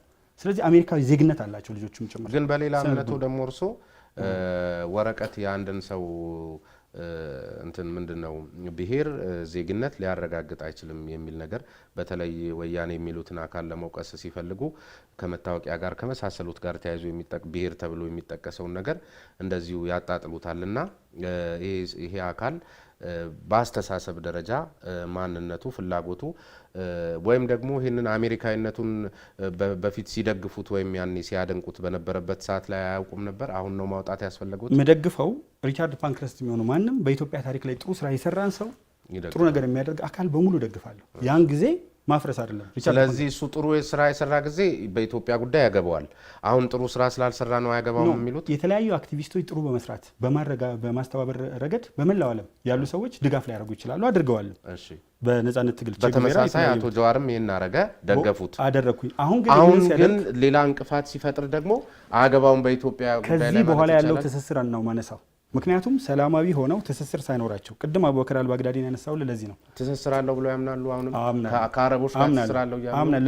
ለምን በሚዲያ ላይ በደንብ ወያኔ ያሳይታለች። ከአረቦች ጋር የጀዋር ፓርቲ የጀዋር እንቅስቃሴ ይዞት የመጣው አዲስ ሰንደቅ ዓላማ በደንብ በሚዲያ ከመታየቱ በተጨማሪ በራሴ ፌስቡክ ገጽ ላይ ለጀዋር ሲሆን ነው እንደ ወያኔን የሚያምኑት እርሶ? የወያኔ መረጃ ነው። የወያኔ መረጃ ትክክል ስለሆነ መረጃው እኮ ትክክል ከሆነ የጠላት መረጃ ትክክል ከሆነ ከማንም ይምጣ፣ ከፈለገው አካል ይምጣ፣ እጅግ ከምጠላው ከአቡበከር አልባግዳዲ ይምጣ፣ የምፈልገው መረጃው ኦተንቲክ ነው ማለት ተጨባጭ ነው ወይስ አይደለም የሚለው ነው ለኔ ትልቁ መሰረቴ። መረጃው እውነት ነው፣ ፎቶሾፕ አይደለም፣ የተቀናበረ ነገር አይደለም፣ እውነት ነው፣ በደንብ የሚታይ ፊት ለፊት የወጣ ነገር ነው። ስለዚህ ያ መረጃ ላላቸው ግንኙነት ግብጽ ውስጥ እየሄደ ያደርጋቸው የነበሩ ግንኙነቶች ላላቸው ግንኙነት ለኔ ከማስረጃ በላይ ናቸው። ምክንያቱም ያሳየ አይሰራም አንድ እንትን ግን የሚሄድባቸው ቦታዎች ግንኙነት የሚያደርግባቸው አካላት የሚያደርጋቸው እንቅስቃሴዎች በየጊዜው ያለ የአቋም መለዋወጥ እና መዋዠቅ በይፋም መንግስትን ለማፍረስ እኔን ከመጠየቁ በፊት እሱ መጠየቅ እንዳለበትም አውቃለሁ። ምክንያቱም በጉልበት እናስከብራለን ማለት እንጥሳለን ነው ተነሱ ነው እኮ አሁን ከዚሁ ጋር እስቲ አንድ አያይዤ ላንሳ። ከግብጽና ከመካከለኛው ምስራቅ የአረብ ሀገራት ብር ይፈሳል የሚልም ነገር እዛ በአንደኛው መድረክ ላይ አንስተዋልና እኛ ሀገራት ደግሞ ከለውጡ መንግስት ጋር አሁን ወዳጅ ናቸው እኔ እንደሚገባኝ። ስለዚህ ምን ለማለት ነው? መንግስትም የዚህ ተልእኮ አካል ነው ለማለት ነው ወይስ አንዱን እየበላ ነው? ግልጽ ይደረግ። ይሄ ከላይ ያሉ ግንኙነቶች ሁሉ ጊዜ ጥሩ ናቸው። ማጥቃት ስትፈልግ ለምሳሌ ጣሊያን ኢትዮጵያን ለማጥቃት በ1922 ሙሶሎኒ መልሼ በቀላለሁ ብሎ አደባባይ ዲስኩር አድርጓል በ1922። በ1928 ግን ኢትዮጵያን ለማዘናጋት ምን አይነት ስምምነት አድርጓል? ትሪቲ ኦፍ ፒስ ኤንድ ፍሬንድሺፕ የሚል ስምምነት ፈርሟል ሙሶሎኒ ራሱ ከመዝመቱ በፊት። ሙሶሊኒ 1928 ላይ እናርጓል። ስለዚህ ምንድነው ብዙ ጊዜ የማዘናጊያ ስልቶች ታደርጋለህ። ኦፊሻል የሆነው ግንኙነትና ከመጋረጃው በስተጀርባ ያለው እንቅስቃሴ አንድ አይደለም። ግብጽ ከድሮ ጀምሮ በኢትዮጵያ ላይ ታደርጋቸው የነበሩ ነገሮች ይታወቃሉ፣ በሌላው ዓለም ላይ የምታደርገው። ስለዚህ ኢትዮጵያ ላይ ያላት አቋም በደንብ ይታወቃል። ስለዚህ እንትኖቹ እንዴት ይመጣሉ ብለህ ስታይ አቅሙ በእርዳታ የሚንቀሳቀስ ጣቢያ በአጭር ጊዜ ውስጥ ተነስቶ የተለያዩ ነገሮችን ለመግዛት የተለያዩ ገንዘቦች የሚበተኑ ነገሮች በደንብ የምትሰማቸው የምታያቸው እርሶ በሚገልጹት ደረጃ እኮ ትልቅ ስጋት ከሆነ ይሄ አካል መንግስት ባለበት ሀገር ላይ ለምን እንዴት ምንድነው ለምን ሆነ? መንግስት የሚፈራው ነገር ያለ ይመስለኛል ውስጡ ገብቼ አላውቅም። ግን እንዲሁ የሴራ ትንተና ብዬ ስሄድ የሚፈራው ነገር ብነካው መልሼ መጎለጉላቸው ነገሮች ሊኖሩ ይችላሉ። እሱም ብነካ ስለዚህ እሱን ከመንካት ይልቅ እኛ ላይ ፈረደብን መንግስት ማስተማር። እኔ የሚመስለኝ ምንድነው መጀመሪያ ማጋል ብረቶችን በተለያየ አቅጣጫ እንቅስቃሴዎችን ለምሳሌ አሁን ኦነግ ላይ ጸረ ኦነግ ትግል ሲደረግ በተለያየ ቦታ የመንግስት አካል ላይ እምነት እንዲያድር የሚደረጉ የተለያዩ ሰዳትና የትግራይ ህዝብ ነፃ አውጪ ግንባር ይሄ የሚያደርጋቸው እንቅስቃሴዎች ግን ምንድነው የሚፈራ? በምርጫ ቦርድ ግን የተመዘገበ ህወሓት ተብሎ ስለሆነ በህወሓት እናርገውኛ ደግሞ እንደ ሚዲያ ጥሩ። እኔ ግን እንደ ሚዲያ ያው እያስተካከልክ ትሄዳለህ። እኔ ደግሞ እንዳለኝ አቋም ትህነግ ብዬ እሄዳለሁ። ምክንያቱም ቲፒኤልኤፍ ተብሎ በእንግሊዝኛ የሚጽፍ በአማርኛ አልጽፍም የሚልና በአማርኛ በተጻፈ ህገ መንግስት ይመራ የነበረ አካል እሱ ሌላ ክርክር ያስነሳልና ትህነግ ያን ያደርጋል። ለምን አልተነካም ብለን ስናይ በትግራይ ህዝብና በትህነግ መካከል ለጊዜው ያለው ግንኙነት በጣም ጥብቅ ነው። ያልገባው በጣም በርካታ አካል አለ። አሁን ግን እንቅስቃሴዎች እየተጀመሩ ነው። እነዚህ እንዲሰፉ እድል እየሰጠህ ትመጣለህ፣ ድርድር ታደርጋለህ። ምክንያቱም የመጨረሻው ኦፕሽን ነው ይሄ በኃይል ነገሮችን ለማስከበር መሄድ የመጨረሻው ምርጫ ነው። ስለዚህ መንግስት እኔ የመጨረሻው ላይ ከመድረሱ በፊት የሚያስጨርሳቸው ነገሮች የሚያሳያቸው ነገሮች ስላሉ እንጂ እስከ መጨረሻው ዝም ሊሆን ወይ የሚለው ነገር ትልቅ ጥያቄ አለኝ። አንዱ ደረጃ በደረጃ ለመሄድ አስቧል የሚል ነገር አለኝ። ሁለተኛ ደግሞ እስከ መጨረሻው ታግሶ ይቀጥላል የሚል ነገር የለም። ሶስተኛ የህጋዊነት ጥያቄ አለ። እስካሁን ድረስ ምርጫ ኢትዮጵያ ውስጥ የሚደረገው በባሎት በምርጫ ሳጥን ሳይሆን በቡሌት በጥይት ነው። ስለዚህ ይሄ መንግስት እኮ ያለው ህጋዊ አይደለም፣ የህዝብ ድምጽ ቀምቶ ስልጣን የያዘ ነው። ስለዚህ ህጋዊውን እውቅና እስኪያገኝ ምርጫ እስኪካሄድ የሚታገሳቸው ነገሮችም ሊኖሩ ይችላሉ። የህዝብ እውቅና እስኪያገኝ ብዙ ሊታገሳቸው የማይችሉ ያልታገሳቸውን ጉዳዮች እኮ አሉ። ተወደደም ተጠላ ግን በህግ ያልተመረጠ ስለሆነ የህግ የበላይነትን ለድርድር ያስቀምጣል የሚለው ነገር ለነ አቶ ጀዋር ሲሆን ነው እንዴ መስራት ያለበት? ሌሎች የታሰሩ አካላት የሉም? ይሄማ እንትን ማለት ነው ምን አይነት አለ? በነገራችን ላይ እሱ አይነት ነገር ይታየኛል። ጽፍ ያለው ዝም መባላቸው የተለያዩ አካላት ትክክል አለመሆኑን ጽፍ ያለው በእንትኔ ላይ እንዲህ በቃለ መጠይቅ ስላልቀረበልኝ እኮ የህግ የበላይነትን በማስከበር ነው በሚል እንደውም የመጀመሪያው የታሰሩም የተያዙም የተገሰጹም ተይዘው የተፈቱም ማት አሉ አይደል? ያ ስህተት መሆኑን ጽፍ ያለው። ለምንድን ነው ስህተት መሆኑን የጻፍኩት? የመንግስት የመጀመሪያው ስራው ህግና ስርዓትን ማስከበር ነው። ህግና ስርዓት በማስከበር ውስጥ ሽሩሩ የሚላቸው ኃይሎች እንዳሉ ጽፍ ያለው። በነገራችን ላይ መምህር ብዙ ጊዜ አሁን የማያቸው አክቲቪስቶች ይበሉት ተቋሚ ፓርቲዎች እንደርሶ ደግሞ አሁን በዚህ ትልልቅ መድረኮችን አግኝቶ ከህዝብ ጋር የመገናኘት እድል ያላቸው ሰዎች ብዙ ወቀሳችሁ፣ ዲስኮርሳችሁ፣ ትችታችሁ፣ ሂሳችሁ ወደቀ የምትሉት ስርዓት ላይ ነው።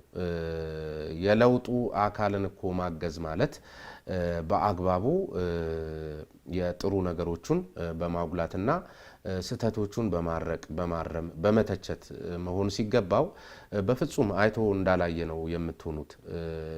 እንደሱ አይነትም አዝማሚያም አይታይባችሁምና እሱ ነገር አስቸጋሪ አይሆንም ወይ? እንዴት ነው? እኔ እንግዲህ ከቅርብ ከአቶ ሽመልስ አብዲሳ ልነሳ በጣም አድንቄያቸው ጽፌ ነበር። አሁን ግን የተናገሩት ንግግር ተገቢ አይደለም ብዬ ስለወሰድኩ በጣም ሲሪየስ የሆነ የመልስ ምት ጽፌ ያለው እንደውም 6.6 ማለት 6600 አካባቢ ሰው ላይክ አድርጎታል። ላይክ መግለጫ ባይሆንም ከሌሎቹ ጋር ሲነጻጸር የተሻለ ነገር ነው። ኢንጂነር ታከለ ኡማ የተናገሩት ንግግር ደግሞ በጣም ደስ የሚል ስለሆነ አማራው የኦሮሞ ደም የኔም ነው ባይል፣ አዋሳ ላይ ያለው ደቡቡ የኦሮሞ ደም የኔ ነው ባይል ዛሬ እዚህ ጋር እናከብርም ነበር የሚልና አንድነትን የሚያመጣ ሲሆን ደግሞ እንትን ብያለሁ። ስለዚህ እኔ የምለው ግን በአንድ ፓርቲ ማዕቀፍ ውስጥ የሆኑ አካላት እርሶ ተመራማሪ ኖት፣ እርሶ በታሪክ እይታ፣ ፖለቲከኞች በፖለቲካ እይታ ለምሳሌ አሁን እርሶ ልክ እንደገለጹልኝ ኢንጂነር ታከለ ኡማ የተናገሩትን አድንቀው ጽፈዋል። አቶ ማናቸው ሽመልስ አብዲሳ የተናገሩትን ነቅፈው ጽፈዋል።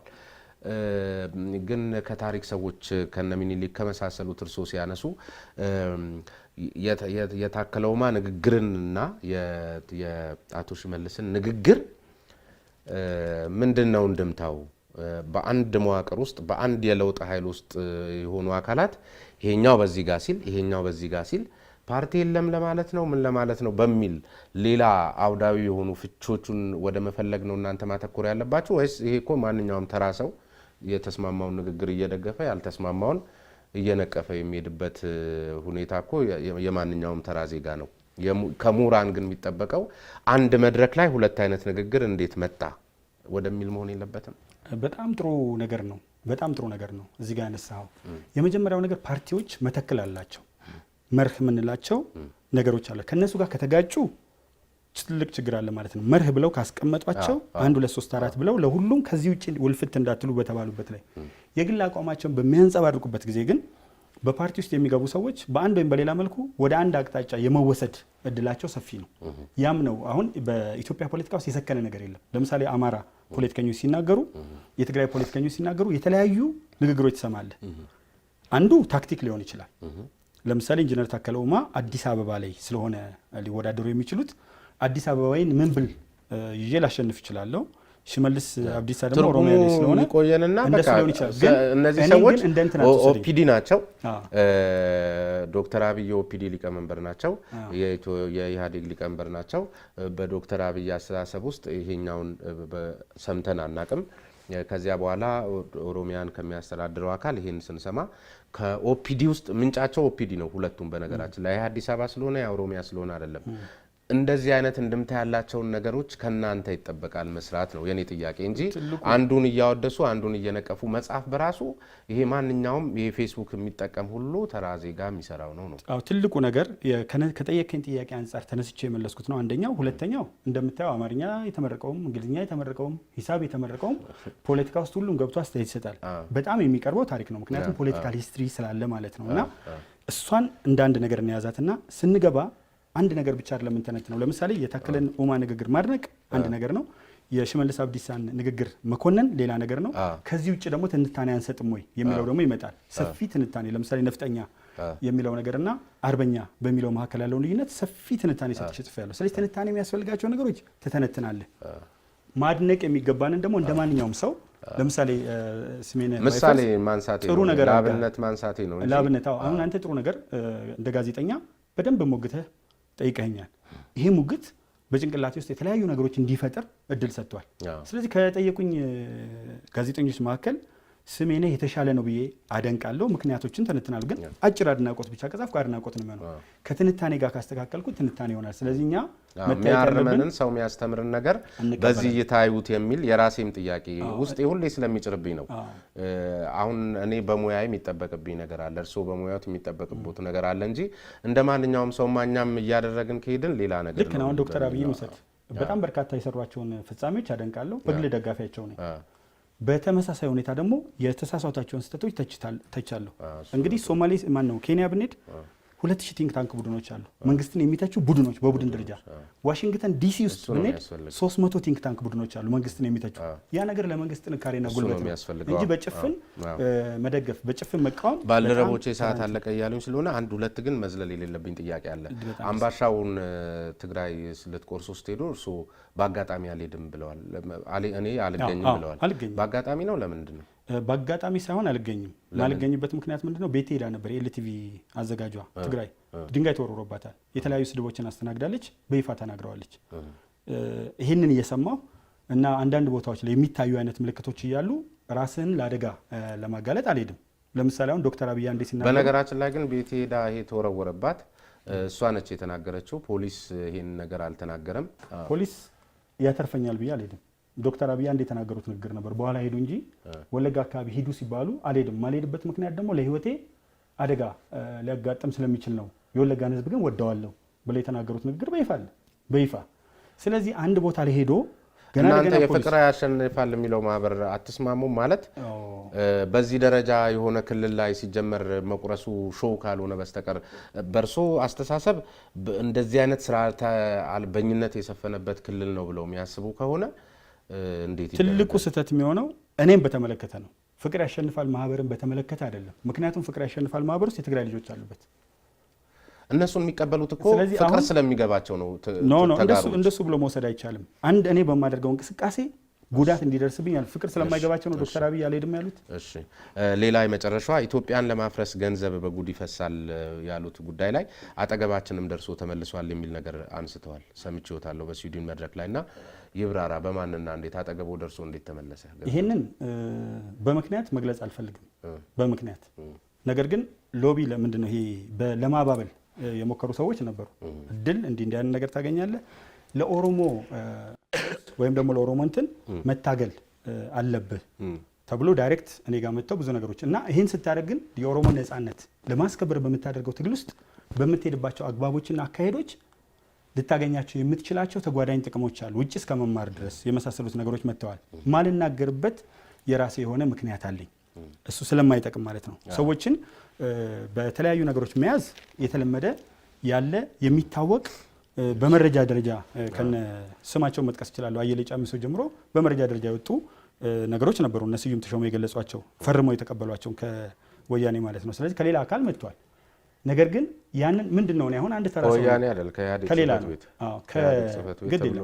ከሌላው መተህ ስትናገር አንድ ነገር እዚህ ጋር ላስቀምጥልህ። በጣም ጥሩ የሆነ ነገር ይሄን ነገር ብር እንካ ወይም ደግሞ ብር ሳይሆን ጥቅምና የተለየ ነገር አገኝ ተብሎ እዚህ ጋር ሲቀመጥልኝ እምቢ ስል አብረው የሚታዩ አብረው የሚወጡ ነገሮች እኔን ለምን ጠይቃችሁኝ?